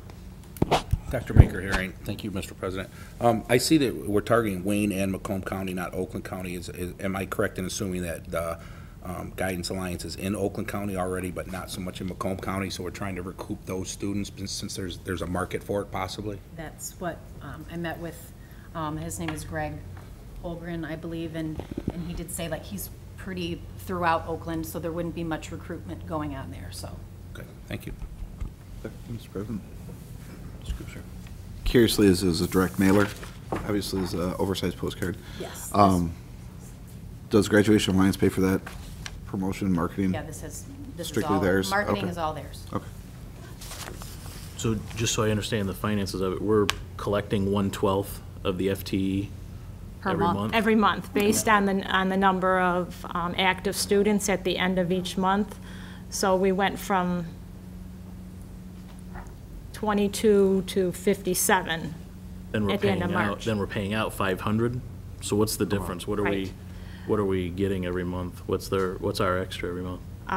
So we got 1.83 times 7,631. So that's almost $15,000 for January, and we paid RISA $11,000 for January, for the 22 students that we were active at January 31st. So you can see that we have a gain there. I think you're gaining a couple $100 a student per month. Well, I mean, yeah, because it's 7,000 a year, right? That 7,600. Right, but we get it spread over 12, it's spread over 12 That's months. spread out over 12 months. It's But it's 1.5 FTEs. Fees. Yeah. Oh, you're getting 1.5 1.5 FTEs per FTEs. This is a per 12-month student. program. Oh, I see, okay. Yeah. More than that, yeah. Okay, thank you. Any other questions? Okay, the superintendent. All right, so some changes at Asher. The Michigan compiled law, which is MCL 380.1233, provides specific requirements for individuals who serve in a counseling role in a school district or intermediate school district. Basically, it says that only educators who hold a school counseling endorsement may perform duties related to administering a school counseling program. So this includes academic development, career development, social and emotional development, advocacy and leadership, and program management and administration. At this time, we must add a person who is a certified counselor to Asher. Due to these MDE guidelines regarding the duties, counseling, or we must reconfigure the structure of the academic advisor positions at Asher. So partially due to the declining enrollment in our alternative 912 program and the increase in our adult program, we will be posting 3 new positions. Asher Dean of Students, an adult education coordinator, and an Asher alternative education counselor. In your Google Doc, I included about 9 pages that included a state complaint that was filed against these particular positions in May of 2017, and some other follow-up documentation if you'd like to look at all of those guidelines. I did meet with Mr. Samborski and the 3 academic advisors on Friday to let them know the changes. The current academic advisors, none of them have that endorsement, and so we would be for sure looking for a new person, and 2 possibly that are currently there could apply for one of these 3 new positions. So one of the things that we are very cognizant about is looking at our K-12 enrollment. So just looking at since 2012, we've lost and excluding Asher and Beacon, we've lost 462 K-5 students, 265 middle school students, and 227 students across those 5 years. When I looked at our 5-year projection, if you look at our current enrollment and look at our 5-year projection, I see the possibility of losing about another 500 students over this time. I believe it may be time to start a conversation about the reduction of another K-5 building. In 2013-14, we had 1,314 K-5 students in 3 of our largest elementary schools, and we are projected to be around 1,328 this fall. The current projected class sizes, so I did look at our current projected numbers, and so for example, for next year, kindergarten through 3rd grade is around 1 to 23 ratio, 4th grade is 1 to 25, 4th and 5th grade are around 1 to 25 right now with our current projected numbers. So in marketing, we have started a marketing campaign that includes a flyer for every household in Southgate and a digital marketing campaign that runs from May 1st to July 1st. So this campaign includes 50,000 impressions spread out over a period of time, and they pop up on things like search engines, websites, social media, email, and mobile apps. Good news, last week, Governor Snyder released a school safety plan proposal that includes $23 million in funding for school security upgrades, such as safety plans, building upgrades, identifying students, okay to say, and school resource officers. So again, that will be part of the budget that is supposed to be approved by June 1st of this year. This week is Administrative Assistants Week, so we'd like to thank all the Southgate administrative assistants. We appreciate what you do every day for our students and staff. That's it. Any questions? Okay, do you know out of that 23 million, how much each district would see? No, there's not been any details released. It sounds like it would be an application based on needs and what you would be putting in place with money. Okay, thank you. Thank you. Any other questions? No questions? Okay, thank you very much. Back to item K, citizens' comments. Anybody who now wants to talk? Okay, seeing none, go on to the consent agenda, which consists of April 10th, 2018 regular board minutes. I'll entertain a motion to approve the consent agenda. I'd like to make a motion to approve the consent agenda as stated. Okay, I have a motion by Dr. Pomponio. Support. Is there support? That was Mr. Green? Okay, Mr. Green. Okay, so we have the consent agenda. We have a motion of support. All in favor, say aye. Aye. Any opposed? Okay, that passes. Okay, that takes us to the action item, number 1, the employee severance plan. So on February 13th of 2018, this board approved offering an early severance package to qualified employees. The following language was in the plan. The Board of Education shall reserve the right to evaluate the results of the plan. If less than 15, 12 of which must be general fund, non-Act 18 funded eligible teachers, timely agree to accept the offered plan as determined at the end of the revocation period, the board may deem the plan null and void. The board reserves the right solely at its discretion to waive this requirement should a lesser number of eligible teachers take this offered plan. At this time, the revocation period has ended. We have 14 that have elected, 11 of which are general fund. We have asked ESP to recalculate our estimated savings based on not replacing any of these employees. The report is included. The new estimated savings is $5,454,833 over 8 years. It is our recommendation that you decide to accept this deviation of 1. Okay. Any questions for staff? Mr. Green? Ms. Pastor, just to be clear, I'm assuming from the wording of this proposal and the reevaluation that in lieu of your report also of possibly declining enrollment, that it's clear that we are planning on accepting this deviation with the understanding that these are going to be absorbed and not replaced at this point when we restaff. Is that correct? That's correct. If something changes and we realize in September that our class sizes are unacceptable, it is much easier to add a teacher at that point than it is to lay someone off and take kids out of a classroom. So that is our intent, not to replace any of them. Follow up, Mr. President, if you don't mind. So again, I think for the general public, I think it's important to understand that under this proposal, we would be alleviating possible additional layoffs because of the shortage of teachers. You know, this is going to help us out a little bit, hopefully. That is correct. If the board chooses not to accept the deviation, we would be coming to you at the next board meeting with multiple layoffs. Thank you. Thank you, Mr. President. Okay. Is there any other questions for staff? Okay, I have just one. So how many retirements have we already had that are committed? Did we see 5 on the last HR update? Is that what it was? 3. So now there's a total of 14. No, the ones that have already There were filed, 3 last time, yeah. There was Yep. 3 last time? Yep. Okay, all right.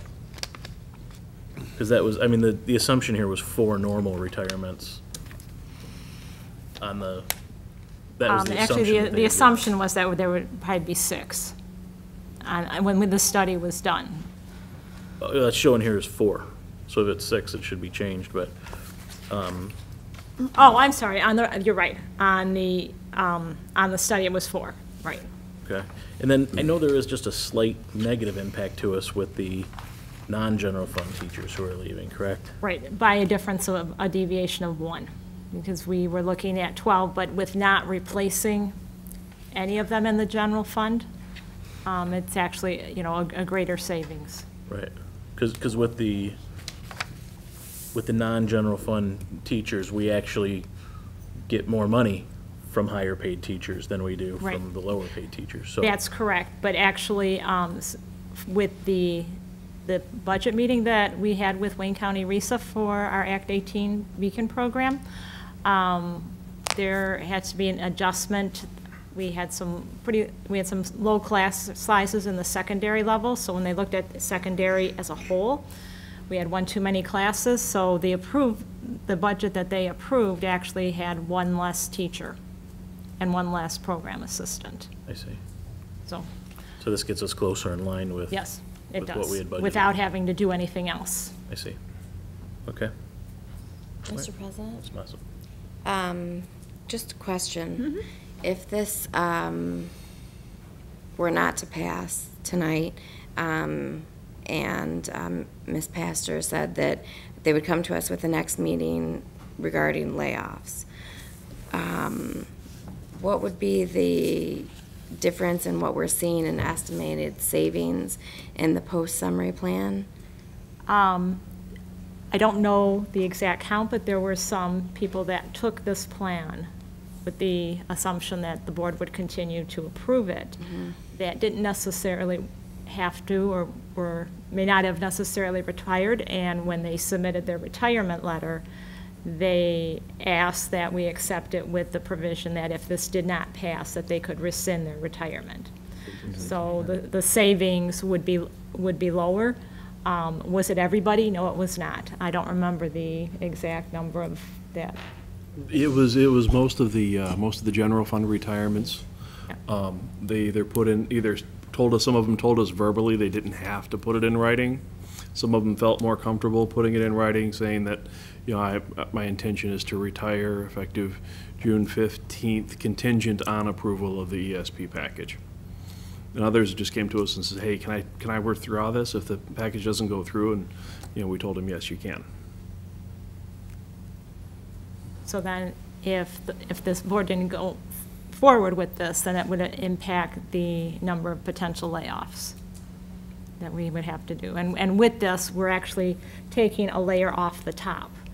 With layoffs, it's not necessarily just based on seniority, but it will be lower pay that we would be removing. And so we're permanently removing a layer at the top because of the 14, 12 of them, and this does include Beacon, are at master's max. One of them is at bachelor's max, and one is at master's 11, I think.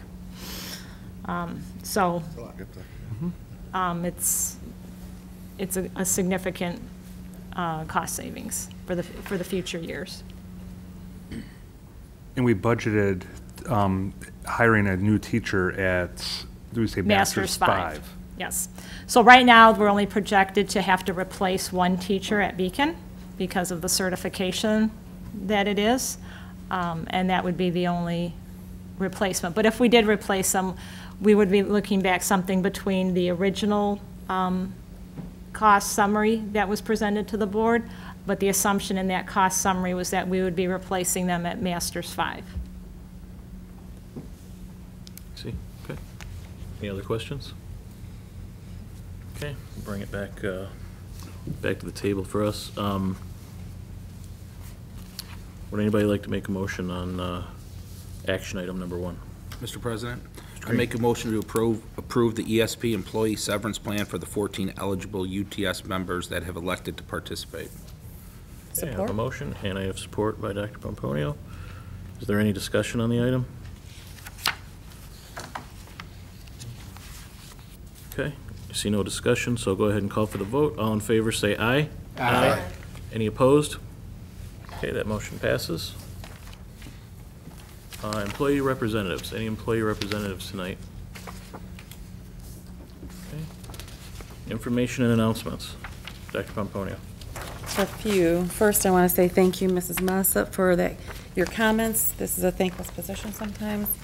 The second is there's a 7th grade DC trip for students. There's a final mandatory meeting that will take place Tuesday, May 8th at 6:45 at Davidson Gym. Track pictures have been rescheduled for Friday, May 4th. And then also, as I mentioned earlier, with the robotics team world competition, after completing 2 regional competitions in March, the robotics team will be in the world competition held in Detroit for the first time ever. The team will appear at Coble Hall with over 400 United States teams and teams from as many as 40 foreign countries. It's open to the public with free admission April 26th, 27th, and 28th. And also April 18th through the 22nd, the winter drumline competition will be in Dayton, Ohio. Good luck. And then also one final note, I wanted to offer my condolences to the friends and family of Mrs. Cheryl Denman. She's a friend, longtime public servant, and she will be missed. Thank you. Thank you. Mr. Estheimer. Thank you, Mr. President. I'll try to make this as fast as Davidson made their announcements here. I did receive some emails from Shelters and Ford Line. I want to share some things there. First, at Shelters, please consider supporting the third annual Color Run. It's May 6th. This is, as I said, the third annual, and it's their third fundraiser and the last fundraiser for the year. Currently, they have $2,000 in donations, and the projected amount of money to cover expenses is $5,000. This, in prior years, has been a really strongly supported event, but they're having a little tough time meeting that goal. So if you haven't supported this fundraiser, please consider joining us for a day of fun while you're supporting a great cause. Color Run monies are due actually tomorrow. I'm excited to be a part of it this year and thank the PTO for their invitation. The next PTO meeting is Wednesday, May 2nd at 6:30. They'd ask that you please consider joining them if you'd like to see the great work that PTO does for Shelters. Also a reminder that Thursday, May 3rd is a half day of school with an 11:30 a.m. dismissal. Ford Line, some PTO news here. They have a very successful last couple months in the PTO raising money and putting together events for Ford Line Elementary. The last big event of the year is the Glow Dance, which is scheduled for this Friday at the Grecian Center.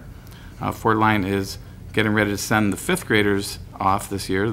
Their field trip, banquet, and send-off plans are in the works.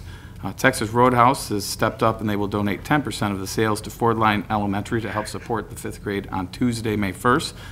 So if you could, please stop by Texas Roadhouse on Tuesday, mention that you're with the Ford Line crew, and grab a bite to eat for a great cause. Thank you to Ford Line teachers for putting together and completing the Academic Spellathon fundraiser this year. Every non-absent student at Ford Line participated, and some students raised over $700 each, so great job there. M testing, of course, it began this month, and so far the fifth graders have successfully completed their portion. Next week, fourth graders will take theirs, and then third graders the week after. Kindergarten, first, and second graders will be completing the early literacy and math testing this week and next. Be sure they have a good night's sleep, a good breakfast. This always helps before testing. Ford Line has an upcoming art and writing night scheduled at the school on Wednesday, May 16th at 6:30 p.m. Student artwork and writing pieces will be on display. Please stop by and check out if you have a chance. Thank you, Ford Line Shelters and all the PTO board members for your extra work and dedication this year, and especially the last couple of months as they're finishing up all their fundraisers. Lastly, Mr. Green and myself will be attending the MASB, the Michigan Association of School Board Spring Institute in Kalamazoo this weekend. We'll have 3 days of CBA training. CBA stands for Certified Board Member Award Program. This program offers school board leaders a way to develop new skills, stay up to date on educational issues, and earn recognition professional development as a school board member. The classes that we have already taken locally as well as online have been very helpful, and we look forward to attending the Spring Institute, wrapping up our level 100 training, and representing the Southgate Community School District. Thank you. Thank you very much. Mr. Green? What he said. Thank you. Mr. President, I have a few. At the high school, prom tickets went on sale after our spring break time. May 11th is prom. It is at the Dearborn Inn this year. There was an email that was sent out to parents regarding conduct and dress rules for the evening, which is planned from 7 to 11 p.m. Tickets $55 or $60 with a professional photo. Also this Friday, which Dr. Pomponi, I did not know this, at DMS, there at the middle school, the marching band interest meeting is at 6 p.m. Oh, I didn't even know that. So I just realized that I'm going through what parents are asking me to announce. So that is at 6 p.m. This Friday. What time does the meeting start for the PTO? 5:30. Thursday. It's Thursday? It's Thursday. Okay, good. All right, so that's 6 o'clock.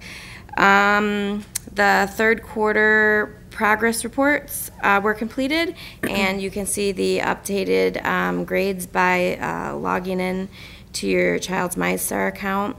And we are looking at, as Mr. Estheimer said, the STEP at the high school as well, which would have been today and tomorrow, our makeup days. There's just a few students who had missed who will be making up, so they wanted to make sure that they got opportunities to take the test as well. If you have any questions regarding prom, or if you did not get the email, you can contact Mr. Lyons at Anderson High School, and he can make sure that you know the outline of student dress and code of conduct for that evening. Thank you very much. Any other announcements? Okay, seeing none, we'll move on to item P, which is work items, the transportation bid. So at the beginning of February, we started the process for the transportation bids. Actually, I started the process a couple months before, getting the RFP ready with the help of Plant Moran. So we have Amy Sasina here from Plant Moran to also help with this discussion. After the interview process, the two companies are Dean Transportation and Trinity Transportation that submitted qualified bids. So we wanted to take tonight as an opportunity for both companies to do a very short presentation to the board, give the board an opportunity to ask them questions specifically. Just by virtue of going in alphabetical order, we are going to do Dean Transportation first, and then Trinity, and then see if there's any other comments from administrators, and then Amy will come up and go through the bid comparison for the board. So from Dean?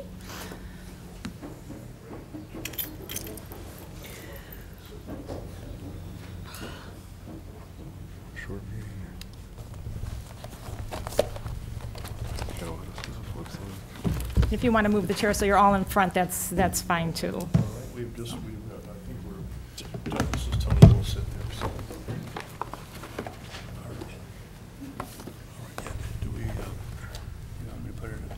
Do you have a presentation that you need the screen down for? We will, yeah. And okay. We also have handout with the same information. Okay. So. What's a brief presentation? What's a brief presentation? So the presentations are limited to 10 minutes for each company. I say April did a good job keeping If you it need to to 10. take out that side. I didn't expect a on the other side, presentation. I expected an overview. you could take out that little piece right there. I think there's another one right here we might be able to use. Sometimes that one doesn't work so well. This one over here. That I would recommend. Thank you.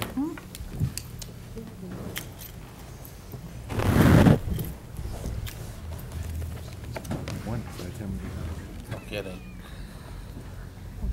We have, Absolutely. 6 minus 3.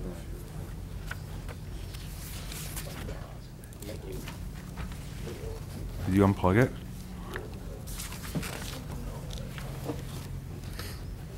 You have to turn that on. You want to hit the projector? It's when it's. Thank you. Thank you. Goody, you're welcome.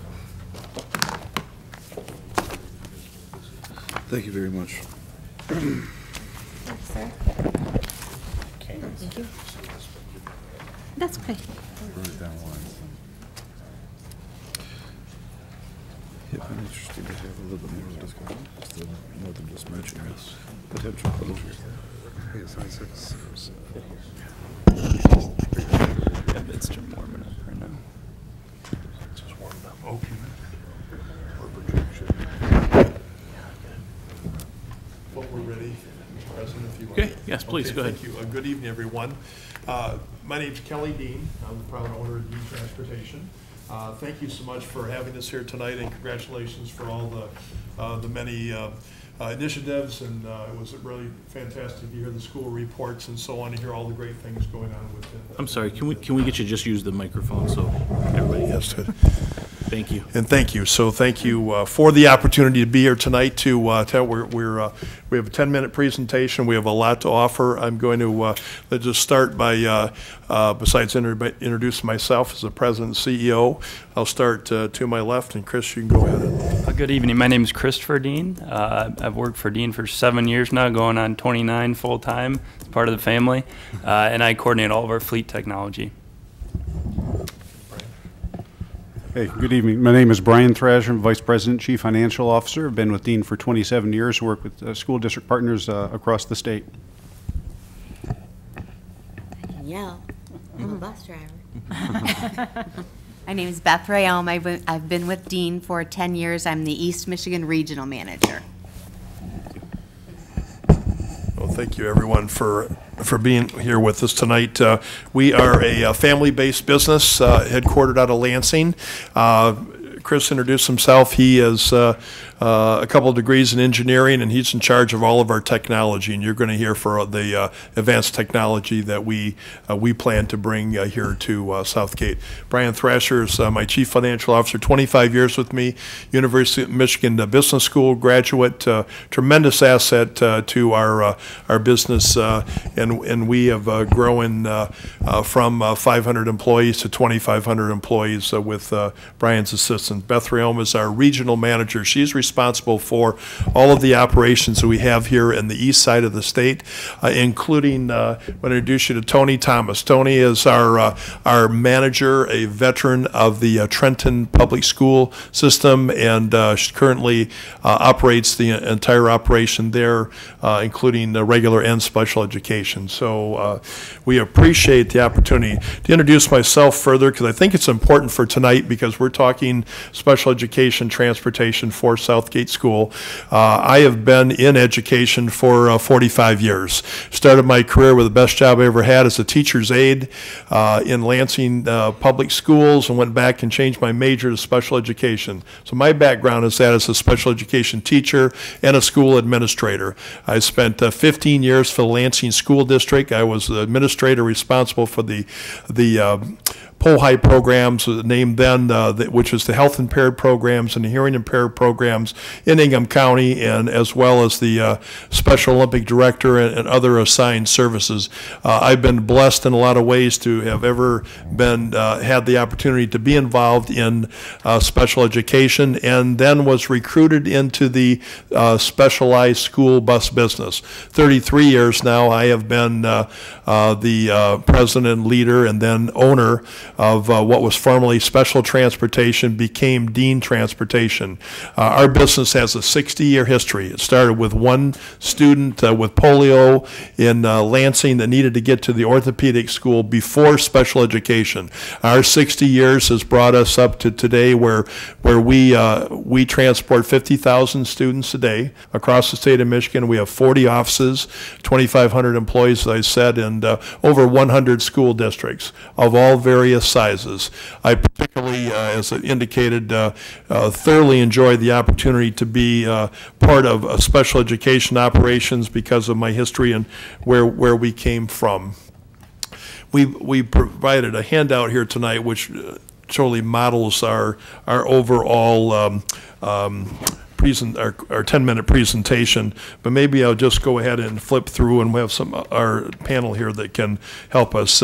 As we've talked about the history, I also want to just highlight that part of our history has been that in the area of advocacy. One of our important team members there, my other son, Patrick Dean, who's our Director of Development, is not here tonight because he's in Washington, D.C. representing our industry, the National School Transportation Association, where we're lobbying for school safety across our nation.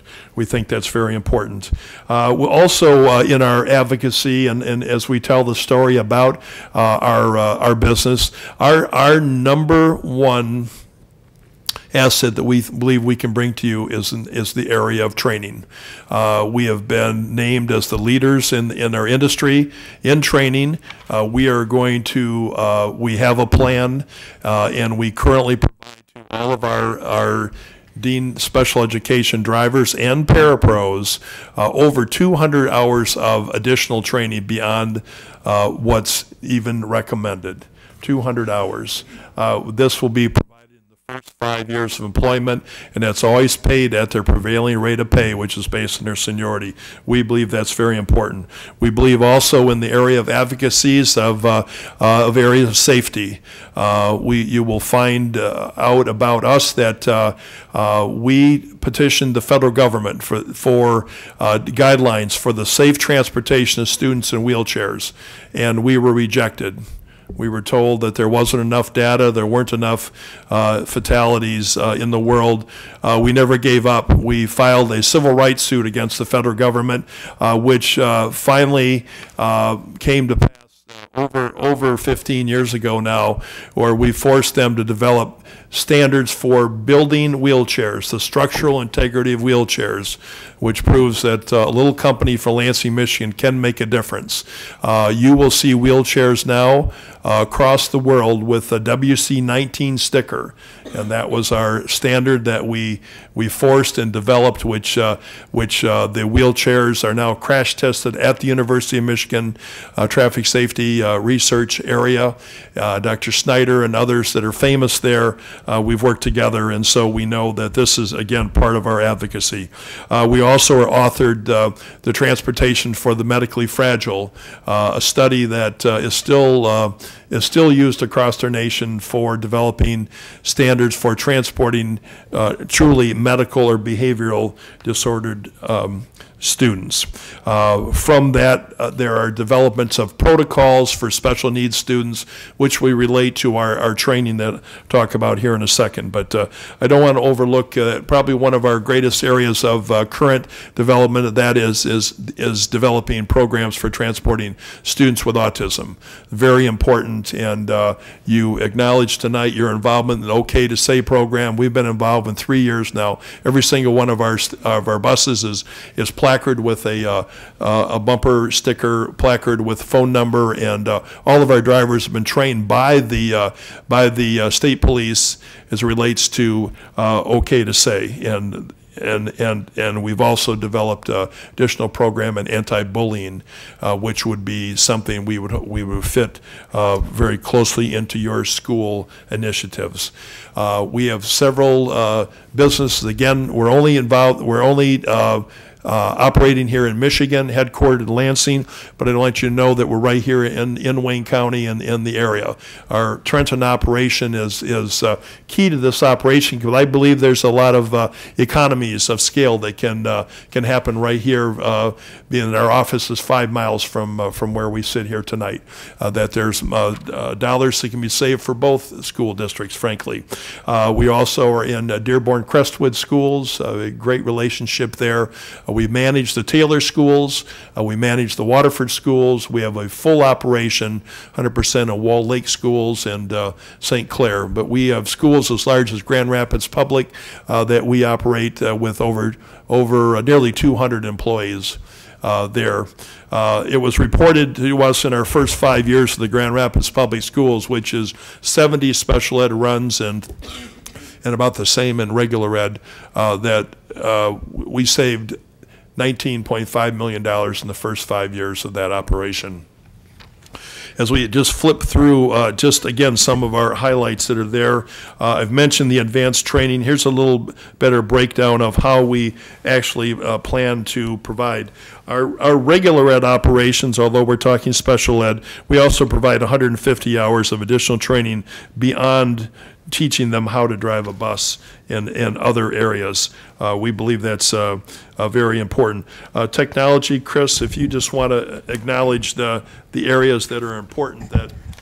Yeah, the important piece of technology that we'd bring here are live time zone, our GPS telematics system, so it answers the questions of where the buses are, when they're getting places, how long they were there, as well as integrated engine technology and others. There's electronic child reminder systems that help us mitigate leaving child on board. That unfortunate situation with those systems is avoided in every situation, as well as Versatrans route planning software, which is a leader in its industry. And then vehicle and student tracking would be options. And finally, in-vehicle cameras, we would look at that option at the discretion of the board and the district. Thank you, Chris. I want to acknowledge again, not to overlook, because we have so much we'd like to share with you. All of our drivers, besides in special ed, will receive our proprietary healthcare training program, which is we developed through the Lansing Community College. It's a community college level healthcare course. It's 25 plus hours required of everyone to participate.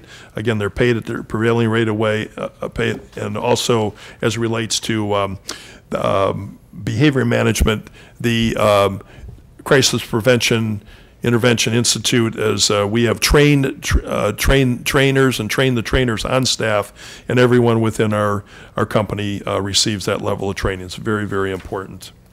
Brian, would you talk a bit about the very important transition and drivers and how drivers would be and so on? And again, it's critical for us to be local. We work very hard to be a local company wherever we are. We want to be involved in all of our districts and our community, and this is very important. Yes, thank you. Just very briefly respectful to the board's time, we recognize, as Kelly said, that drivers are part of the community. That's true of every community we serve across the state. And so one of the absolute considerations here or anywhere we go and provide service, that partnership with the district, with the community, includes our commitment to the existing driving staff, regardless of where they're coming from. If they're coming from a district or another source, that history, that connection that's been there, we honor that. And part of the transition plan that we go through with staff members is not only to reach out to them, but to incorporate and recognize their prior years of experience with the district, both for pay and benefit purposes, but also from the driver's perspective, equally important from the concept of choosing runs and maintaining those assignments. We recognize we've had drivers in some of our offices that literally chose the same runs for 20 to 30 years and spent time with a student from the time that they were 3 or 4 years old until they graduated the system at 26 on a special ed side, and then sometimes even with working with the developmentally disabled portion of the population. So that is equally important from our perspective here, is that very common concerns can be, whether it's an office next door in Trenton or other offices across the state, that if someone moved here, we might have folks with 45 years of experience. If they transferred to this office, what they could not do is bump someone who's been a member of the community here and been serving the district here in Southgate for 5 years, because that connectivity with the families and students we recognize is just an absolutely critical portion of the day-to-day success and getting to know the families, the kids, and being a support system. Their day starts, the first smile of the day is, from our perspective, is going to come from that bus driver, and the last wave of the day is going to come from the bus driver. Those are critical touch points in that interaction and maintaining the communication and the relationship with the district. If you could take the last minute to wrap up. Yes. Thank you. Just to, as we follow through our handout for you tonight, I've already described the cutting edge areas of training and safety. You obviously can read through there. I want to be certain that, as Brian's indicated too, as it relates to the next page is wage and benefits and overview. We certainly be very interested in the current drivers and our parapros if necessary, and we always transition their seniority and their prevailing rate of pay, so no one ever goes backwards. We have a full rounded benefit plan, which includes health care for everyone. It includes a 401k plan. It includes personal time, and so on. We've been very, very pleased with a well-rounded plan.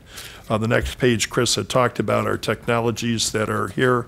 And I guess I would just conclude by saying again is that we have great interest in all the communities that we're in. This is a good week for us to kind of show what we're about. We don't want to be just another yellow bus company. We want to be different. We would want to be part of Southgate Community Schools. This week, tomorrow evening, we're part of a significant fundraiser for the Grand Rapids Public Schools, an evening gala where they're going to raise dollars for those areas that they can't use their foundation grants for.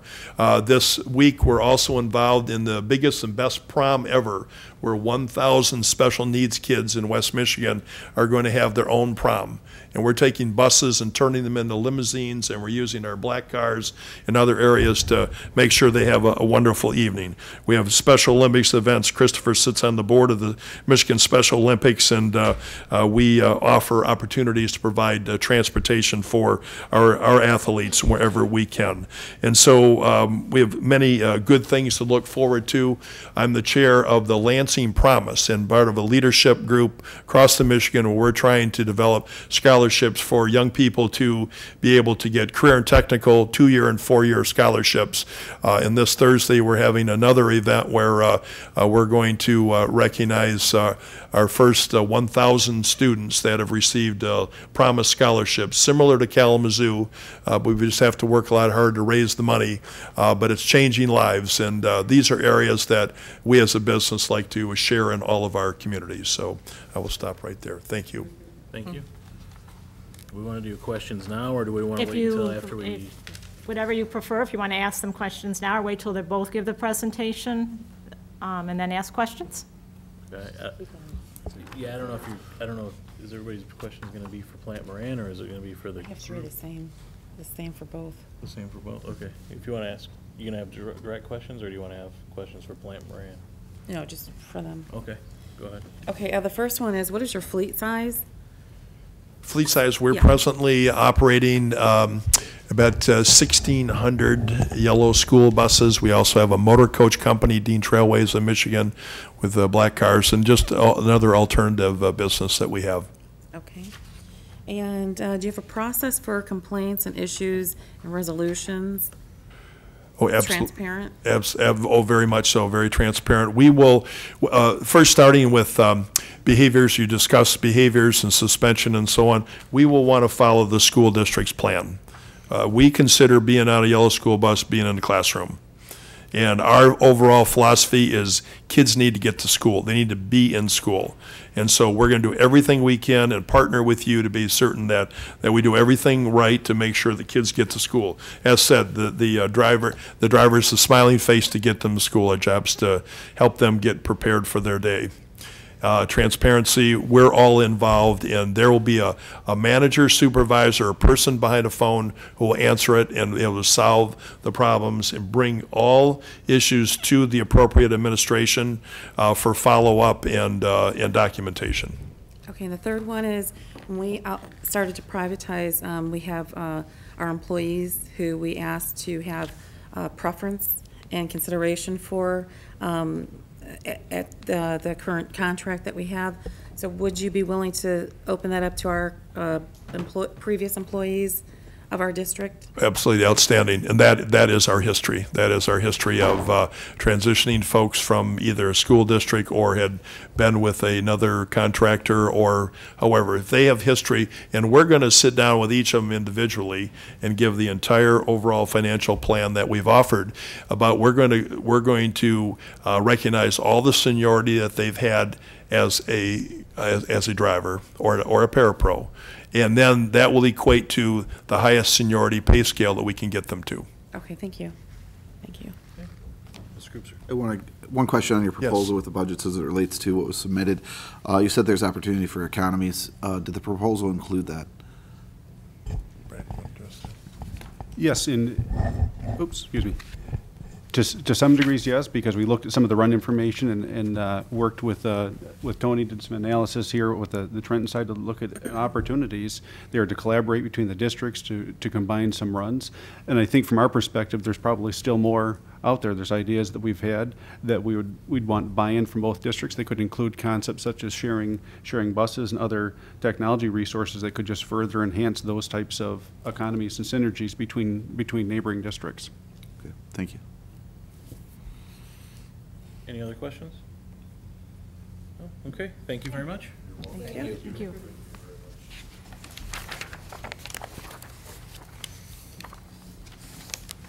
So next will be Trinity Transportation. Are you going to use the projector at all, or? We are. Okay. So we need to set up. We have a handout. It's okay.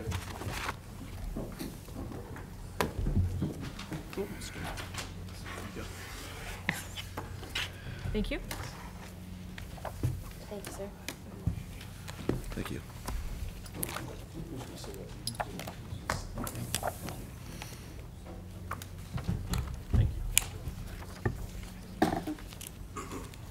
Thank you. Thank you.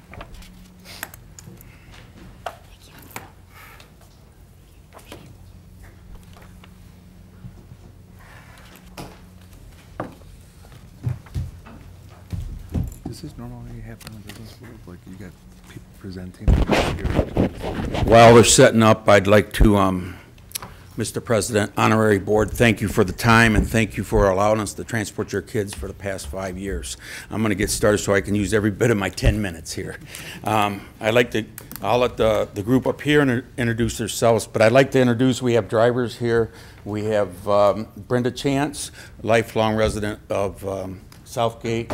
We have Carol Sullivan, lifelong resident of Southgate. We have Sherry, and I'm not sure if Sherry is you're a Southgate resident. And we have Carol Sullivan, or I'm sorry, Karen Marshall, which is a Southgate resident. And I'll look to see if I've missed that. So thank you for coming. The tech guy's behind you. He'll take care of it. Are we set up? Not a meeting if Luke doesn't jump up. Again, thank you for allowing us to present to you tonight. I am Jerry Shepard. I am the founder and president of Trinity Transportation. I founded the company here locally downriver. Our headquarters is in Wyandotte, Michigan. We have been servicing these communities for over 30 years. We proudly serve over 40 different districts here in Southeast Michigan and Wayne County. To name a few, we service Lincoln Park, River Rouge, Ecorse, Wyandotte, Trenton, Taylor. So just about every district. Detroit is our largest district that we serve. And so that's some of the districts that we serve. We have 550 vehicles in the fleet, and we have 850 employees. With that, I'm going to let my team introduce themselves. Hello, good evening. My name is Austin Arksey. I've been with Trinity for almost 10 years now. Recently been promoted to a VP role, overseeing North American operations from a charter perspective. Carl Ingram, Safety Director with Trinity for 8 years. September marked 40 years in transportation. Hello, and I'm Dave Holes. I'm our COO. I've been with Trinity for 9.5 years, and I oversee all of our day-to-day operations. And I'm Peter Rudnick. I'm the sales director. I've been here almost 2 years now. Thank you, guys. Go ahead. We are locally headquartered in Downriver. I touched base on that. We're family-oriented. We are a full-service transportation company, and I'm going to share our core values with you. Our number one core value is safety. And in your handouts, we expand on these items. We are proud and we provide continuous paid training to all our employees, 40 hours of classroom and 40 hours on the road training for a total of 80 hours. Before getting behind the wheel, all training is paid. All training is paid. We also have a monthly training and safety meeting at each terminal to go over our current operations and how we are doing from a safety and compliance standpoint. Those are 2 to 3 hours of additional paid monthly training, and it's 20 to 25 additional hours annually. We have a zero tolerance policy for cell phone and Bluetooth earbud devices while the vehicle is in operation. I don't think you're following here, David.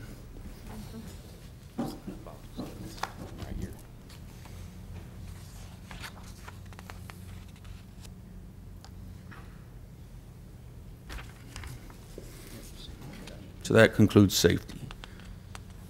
Our core value of excellence. The vehicles are all equipped with drive cam. They have 2-point video surveillance that is a training tool that records upon triggered GPS activity. It records several seconds before and after the event. Events include speeding, sharp turns, hard braking, crash impact, and use of devices while in use.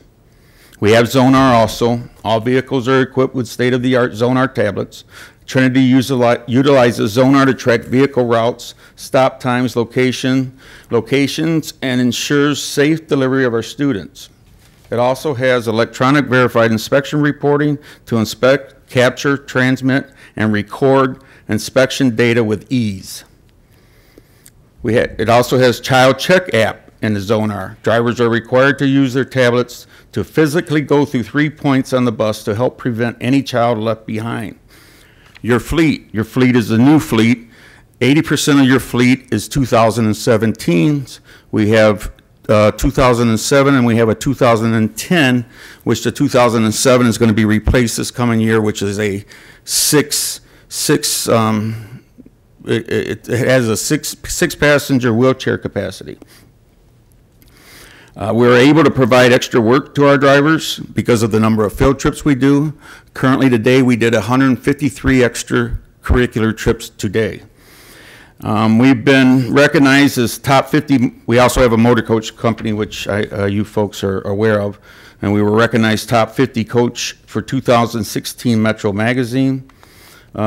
2017 and 2018, we partnered in education with Woodhaven Brownstown and received the Victory Award. We also work with the Detroit Public School or Dearborn Public Schools for contributions and the Reader's Choice Award. We were Best Transportation Company by Michigan Meeting and Events. Wyandotte Board of Education recognized Trinity Transportation for the exemplary efforts in making a positive difference in the community and school district.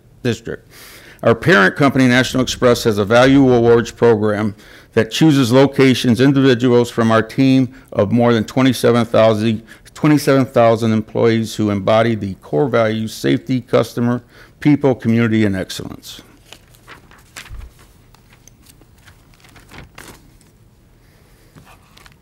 Core value of customers. We have a diversified offering of school buses, coach fleet, sedan service for individual service that gives you choices. We have a 24/7, 365-day dispatch service at 2 locations, one locally here in Wyandotte and one in Dearborn Heights.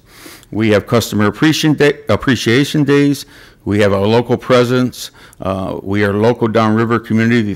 We participate in local downriver communities through nonprofit organizations, local government officials, and nearby school districts to be able to build long-lasting relationships.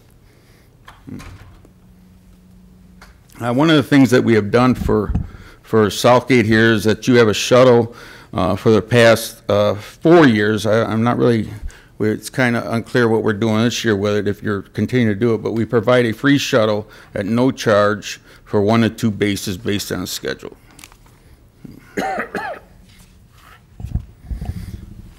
Core value of people. We employ a total of 277 employees from the downriver communities, and we have 33 employees directly from Southgate. One of the highest driver wages, we have one of the highest driver wages in the area. Our average wage here for the Southgate drivers is $17.65 per hour. We have a 401k match of 100% match up to 4%. We have 6 paid holidays for drivers and aides. The drivers and aides can get 6 paid personal days. They have a life insurance policy that is equivalent to 1 full year of their salary. We have paid training for various company-sponsored training, CDL training of a $2,500 value. We have a lot of employee appreciation events. We have turkey giveaways, potlucks, casino outings, baseball, to increase the morale of the employees. We've had opportunities for career advancement. I've had aides move into general managers. I've had David Hose here, which started as a driver, is now a COO, and Austin Arksey, which was our reservations confirmer, is now a vice president of national charter sales for National Express.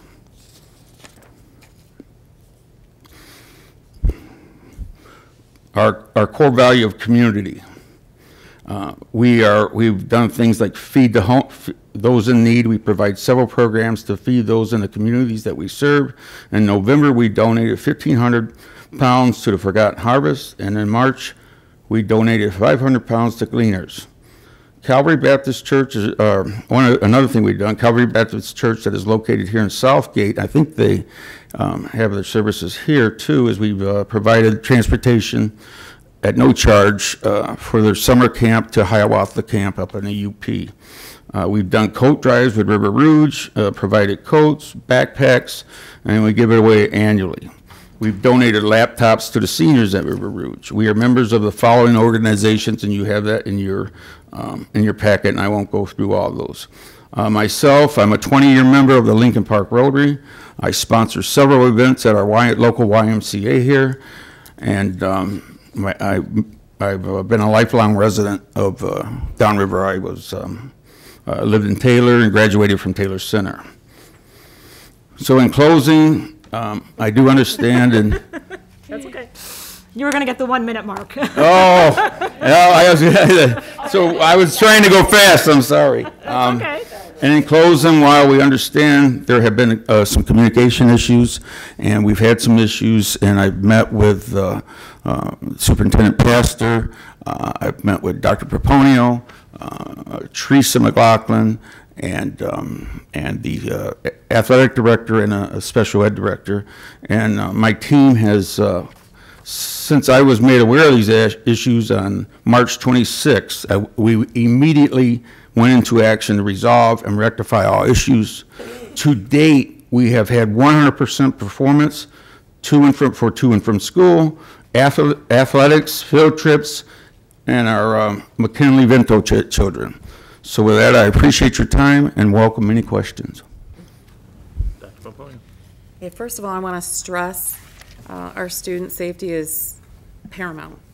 Okay, and so with that first question, how strenuous or how much training and certification do your employees get? And is it on safety, anti-bullying, and issues like that? I will let Carl elaborate on that. He's our safety director. Through our ongoing training for our drivers and parapros bus saves, we have the 40 hours, 80 hours, and then we do the 25 to 30 and our monthly meeting. That training covers proper securement, knowing the equipment, how to handle emergencies, PBIS, which is your positive behavior intervention support, how to build relationships with the kids, because the school bus should be like a ray of sunshine to every student and parent. So proper tie down, how to deal with safety vests and child seat that we have, and the proper check, make certain that we do our checks at the end of every stop when we arrive to school or stops or field trips to ensure that no child is left unattended on the bus. Do you have the tracking system? Yes, we have our Zonar tracking system, which when we're doing child checks, we have 3 sensor zones that they have to check when they have to walk the bus. When we do that walkthrough, that's done, like I said, at the last stop, and then also a final check once they return to the yard, and then we post the empty sign. We can have the cameras on all our vehicles as well. With this, that ensures that the most important safety feature of any school bus is the trained staff and personnel, because technology could possibly fail, and that's why we ensure we do the multiple checks. Thank you. And also, what processes do you have for complaints and resolutions? And then you said that you made some changes. What did you do different since the meeting, or changes? Can I just add a few more things to what Carl had stated before we get there? So in addition to those things that Carl had stated, the Zonar 2020 unit, we have those equipped in every single one of our buses that are on the road today. So that Zonar 2020 unit is essentially a tablet that allows us to be able to have state-of-the-art information that's associated with our buses. So we can do the walk-around checks internally, but we also have the external capabilities for our mechanics to be able to monitor the buses, and we can get ahead of those potential breakdowns or the preventative maintenance measures that need to take place. In addition to the Zonar 2020 units, we also have DriveCam installed in all of our buses as a state-of-the-art. We're one of the first in the nation to pilot the program with DriveCam. DriveCam gives us almost live-time feed for the buses. It essentially allows us to be able to get a snapshot view inside of the bus within 6 seconds or so of a recordable event. That recordable event could be anything such as harsh braking, harsh acceleration, any of the G-forces that are associated around cornering or things like that. So we have, that's been instrumental in helping us in training for our drivers. It allows us to get ahead of any unforeseen potential hazards with our drivers that are driving on the road. So DriveCam has been very instrumental in our driver training as well. Is that GPS too? So we don't use DriveCam for GPS. We use Zonar for our GPS program. So Zonar, again, it kind of is a twofold system. It allows for us to be able to do our pre-trip and our post-trip on the school buses, as well as the real-time live tracking on the school buses. Okay, thanks. Okay, thank you. You can answer that. Thank you, and I'm going to let Thank you. Mr. David Halls answer your question. So in regards to citizen complaints, parent complaints, and the resolution for that, National Express, our parent company, has created a new proprietary program called Bus Report. Bus Report is now being rolled out to us here at Trinity, and Southgate is going to be one of the first communities that we're going to implement. It will be both a combination of phone number call-ins and electronic communications, emails, web-based. So kind of like you're familiar with how's my driving type scenario. So they'll be able to report in. We are required with the National Express that our general managers have to respond to every single complaint that comes in, and they are tracked both here at Trinity and with National Express. So not only are we held accountable locally, we're held accountably nationally from a parent company, and all of those complaints and resolutions we'd be happy to share with the district so that not only are you aware of what's going on, but you're aware of the resolution and that your families and your students especially are taken care of and addressed. So being transparent, can we have like an update, I don't know if it's annually, but on teacher reports, teacher complaints, coaches, and parents and students as well, so. Absolutely. We could do that more than annual if needed or requested. It could be might something that, needed, probably, yeah, sure. on a regular basis. Okay, thank you. Thank you. Any other questions? Since there are 4 bus drivers here, I was going to suggest that maybe one's a spokesperson would like to take 1 or 2 couple minutes if they want to share any comments. We're done with the. If that's okay. Well, Sorry? Teresa, I'm sorry, we're done with the. Okay, we're okay, done. that's fine. We had public comment options, and Okay. we had 10 minutes here, which has been expanded into about 20. Okay, So, yeah, so we I need to move understand. on to the next item, please. Okay. The board will be making a decision at the May 8th meeting, and there's also the opportunity for public comment at that meeting. Okay, May 8th, Yep. okay. Thank you. Is there anyone from Plant Moran? Do you want any comments? Kelly? Oh, I thought. So I'm going to ask Kelly Thomas just to speak for a couple minutes. She's the Director of Special Education and works with Trinity a lot. Yay, I'm not here for a fun reason. So, Mr. Shepard is correct. In the last month, we have had great service. Mr. Shepard came in and met with us, and since then, we've had some really good experiences, but the past year has not been fabulous. First, Mr. Pinkowski asked me to let the board know that the athletic events, there's been events where we haven't had buses to take students home. He's had trouble getting a hold of people to find out what was going on. There's been issues with field trips. As far as special education, so my department, though, is in charge of special education in the McKinney-Vento kids. The McKinney-Vento kids are homeless children, and there are, I don't know how familiar you are with the law, and the law is that in order to provide stability for homeless kids, school districts need to allow anybody who's homeless to stay in their school district, and then the district where the student is temporarily housed homeless and the district where they go to school share transportation. And that's where we seem to have had the most trouble this year. We've had lots of kids that are homeless not picked up at school and left with the principals at the end of the day, particularly at shelters in Ford Line. We've had issues with those buildings. Davidson Middle School has a lot of issues with kids being dropped off late. I get a lot of complaints with kids not making it till halfway through first hour. And that's not counting times when there's issues with weather and things like that. I don't forward complaints. People will call and complain, but if someone's coming from Detroit and we have 8 inches of snow that we actually came to school for, I'm not going to do a complaint with that. But these are normal, everyday kinds of things. We have met with Trinity multiple times this school year, different personnel from Trinity, and the week after we met with, the same week we met about getting things resolved, we had a whole group of Beacon students not picked up for a field trip. And they sat with their coats on for 2 hours because the person at the dispatch kept telling the social worker the bus would be here in 5 minutes. And then finally, when I saw them, I called and they said, I told you it'd be 5 minutes. And I said, that was 2 hours ago and it's not here. At what point are you going to send another bus? And the bus finally got there after I requested another bus. Unfortunately, this was a trip to MICTI, the Technical Institute, which is a 2-hour drive. So the kids, all-day tour got reduced to an hour. And they did offer to send us on another trip. However, that school only does 4 days of tour days, so the students can't go back. We've had issues with complaints that were not resolved in a timely manner, complaints that were not resolved in a timely manner.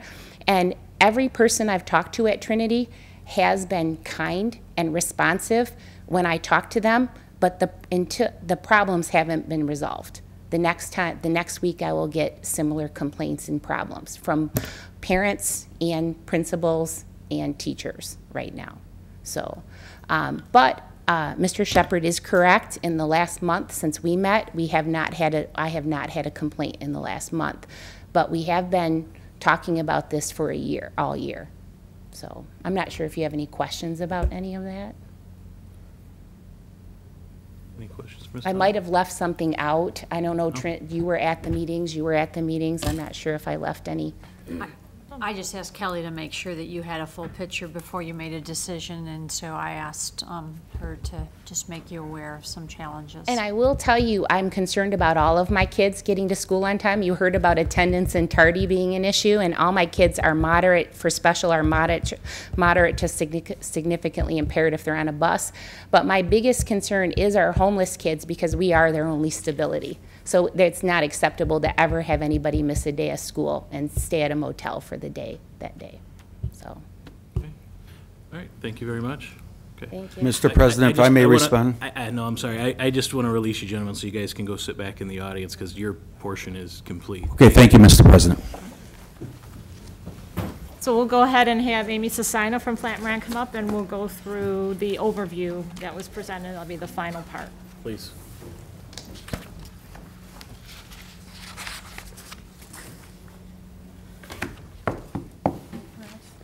Hello, I will try to keep this try to keep it quick because I know everybody's had a long night. So I appreciate you taking the time to listen.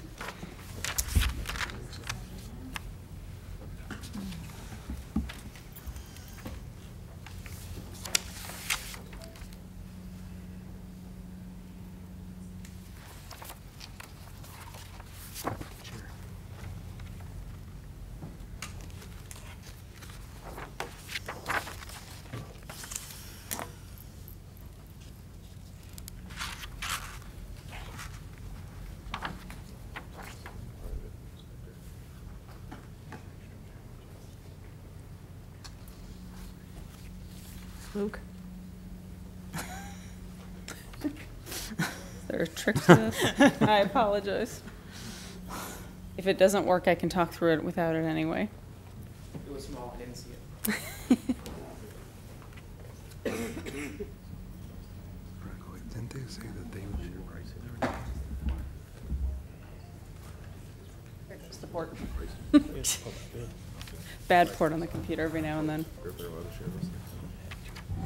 All right. Well, thank you all for having us here and for listening to both of the vendors give their presentations. I think we wanted to bring them to you so that you could get knowledge firsthand rather than just hearing it from us. So I'm going to speed through this pretty quickly. You heard most of the information that I'm going to cover from the vendors directly. But just a quick overview. I believe you were all here when we came back in the fall to talk through the process, but we did work extensively with the district. We had a lot of information to provide to the vendors as part of an RFP. We sent the RFP out to 7 vendors. We received 2 responses from Trinity and from Dean. Some of the other vendors indicated that it was either they were too busy, they already had enough, too many contracts, or it was not kind of in their sweet spot. They would look for more of a full district transportation. And one vendor didn't propose because they recently have merged with National Express, which is also the owner of Trinity at this point. So we analyzed the proposals. We sent the RFP out early February, got them back late February, had contractor interviews in March, and are bringing the information to you now. So a lot of this information I'm really not going to cover. We wanted to get it to you ahead of time so you could review it, but I really think it's already been covered in the previous conversations from the vendors. I think the only thing that really wasn't covered, the number of pupil transportation service contracts. So Dean has 100, Trinity is 28, and that's in Michigan, and then the on-site employee turnover rate. So Trinity's is a little bit higher. Dean's is 11%, Trinity's is 45, and then Dean's is lower after 180 days as well. And then the employee count as well. So Dean is 2,600, Trinity is 900. Some key assumptions that weren't covered as part of the vendor presentations. We provided the vendors with current route information, current mileage, current student counts, and in some cases even the actual locations. So you can see there's slight differences here. Dean based it on 47,000 miles, Trinity based it on about 46,000. Not huge differences. It's basically just increasing for differences that may be occurring in routing over the years. The summer mileage is a little bit different as well. Dean is accounting for 1,100 and Trinity is about 750. The field trips, we have an estimate in the pricing for field trips. We don't have a solid cost. We based it on the past year of field trips. And right now, Dean based their estimate on 30 miles per trip and Trinity based it on 50 miles per round trip. They both have a 2-hour minimum. Dean will waive that minimum if there's, they can use a current driver. So if it's after school hours and they can pull one of the drivers from one of the routes. The sedan routes, which a lot of those are for the McKinney-Vito students as well as a few special ed students. So Dean based those on 8 hours per day. The management and supervision with Dean would be shared with Trenton. With Trinity, it would be shared with Wyandotte. So in both situations, you're going to be sharing with another district, and that's really going to help with the economies of scale. Both proposed 11 drivers, 11 aides, which is what you currently have. Dean proposed 2 substitute drivers, which one of them could be used as an aide if an aide calls in sick or is out for some reason. Trinity included 1 substitute driver and 1 aide. And then again, the mechanics are shared with the neighboring district. So the pricing here, we have it both 3-year and 5-year. The vendors proposed different pricing models. And so we did go back to each of them and ask for the consistent pricing model, so 3 and 5-year from both. The difference in the 3-year is a little greater than the difference in the 5-year. It's about, Trinity is about 13% higher for the 3-year and about Dean is about 13% higher for the 3-year, and they're about 9% higher for the 5-year. That does include special education, vocational education, sedans, and an estimate for the one-way transportation for field trips. Just for a scale of the field trips, in those contracts, it's about $5,000 a year. So if those increase or decrease some, it's not going to make a huge cost difference either way. We did want to provide you daily pricing or detailed pricing just so that you can see, what it costs per day. It really is just a little additional detail to provide as part of the summary. And so the athletic field trips are down there as well. So Dean's about 5,000, Trinity's about 6,000 for the 3-year. And you can see the detail with the daily rates and then summarized into an annual. We did only show this for the 18-19 school year. It just gets to be a lot of information to process if you do it for every year, and this is representative of all years. The other thing I do want to go back and note, the summary pricing for the 5-year, Trinity does hold the 3rd-year pricing for years 4 and 5 if you opt to go with a 5-year contract. It is represented in the total, but might not notice that looking at it. And one of the things that the board asked for as part of this RFP process was an estimate for providing transportation for the entire district for general ed. So before you look at these numbers, I want to caution you that these are based on very wide assumptions, and so there's a very large range that's provided. I don't think this shouldn't be taken into consideration when evaluating the vendors, but should be taken into consideration when evaluating the decision to move forward with this. If you did decide to move forward with this, we need to get a lot more detail, get the vendors a lot more detail, do a lot more studies. So this is just based on some preliminary information we provided, as well as I believe that the vendors went back to the 2011 RFP and got some information from that as well. So that being said, the Dean based theirs on 13 routes, 4 hours a day. They based their data on the 2011 RFP. So obviously your population has changed some, but it was a good starting point. Trinity based theirs on 12 routes, 2 hours in the morning, 2 hours in the afternoon, so basically the same for 4 hours per day, and 45 students per route. And so they do have one less route. So the pricing you'll see is about $500 to $750.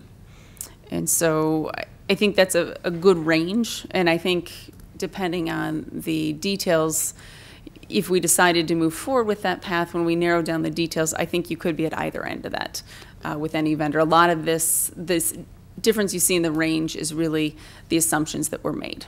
And so that's hard to determine without having all the detail behind it. All right, and I think hopefully I kept mine down to 10 minutes. I have a question. I mean, I know we didn't ask this, but do you see that the pricing would be affected from one to the other if we went with a general ed and the special? I mean, so they're already here doing some. Adding these 12 or 13 routes, does that kind of played in here, or is it looked at as a separate thing? I think if I understand what you're asking, you would gain economies of scale by using the same vendor for both. Right. The pricing for budgetary does not necessarily tie into the special ed right now, just because it was such preliminary information. Yeah. I understand. Would you see Dean be slightly higher as they were in special ed? It's hard to tell. You may. I don't know if it'd be on the same scale. When you expand your operations, you do get some economies of scale. And so, you may get, a director dedicated just to Southgate, for example, rather than sharing it with the district. Or you may opt to share it with the district and just see how it goes.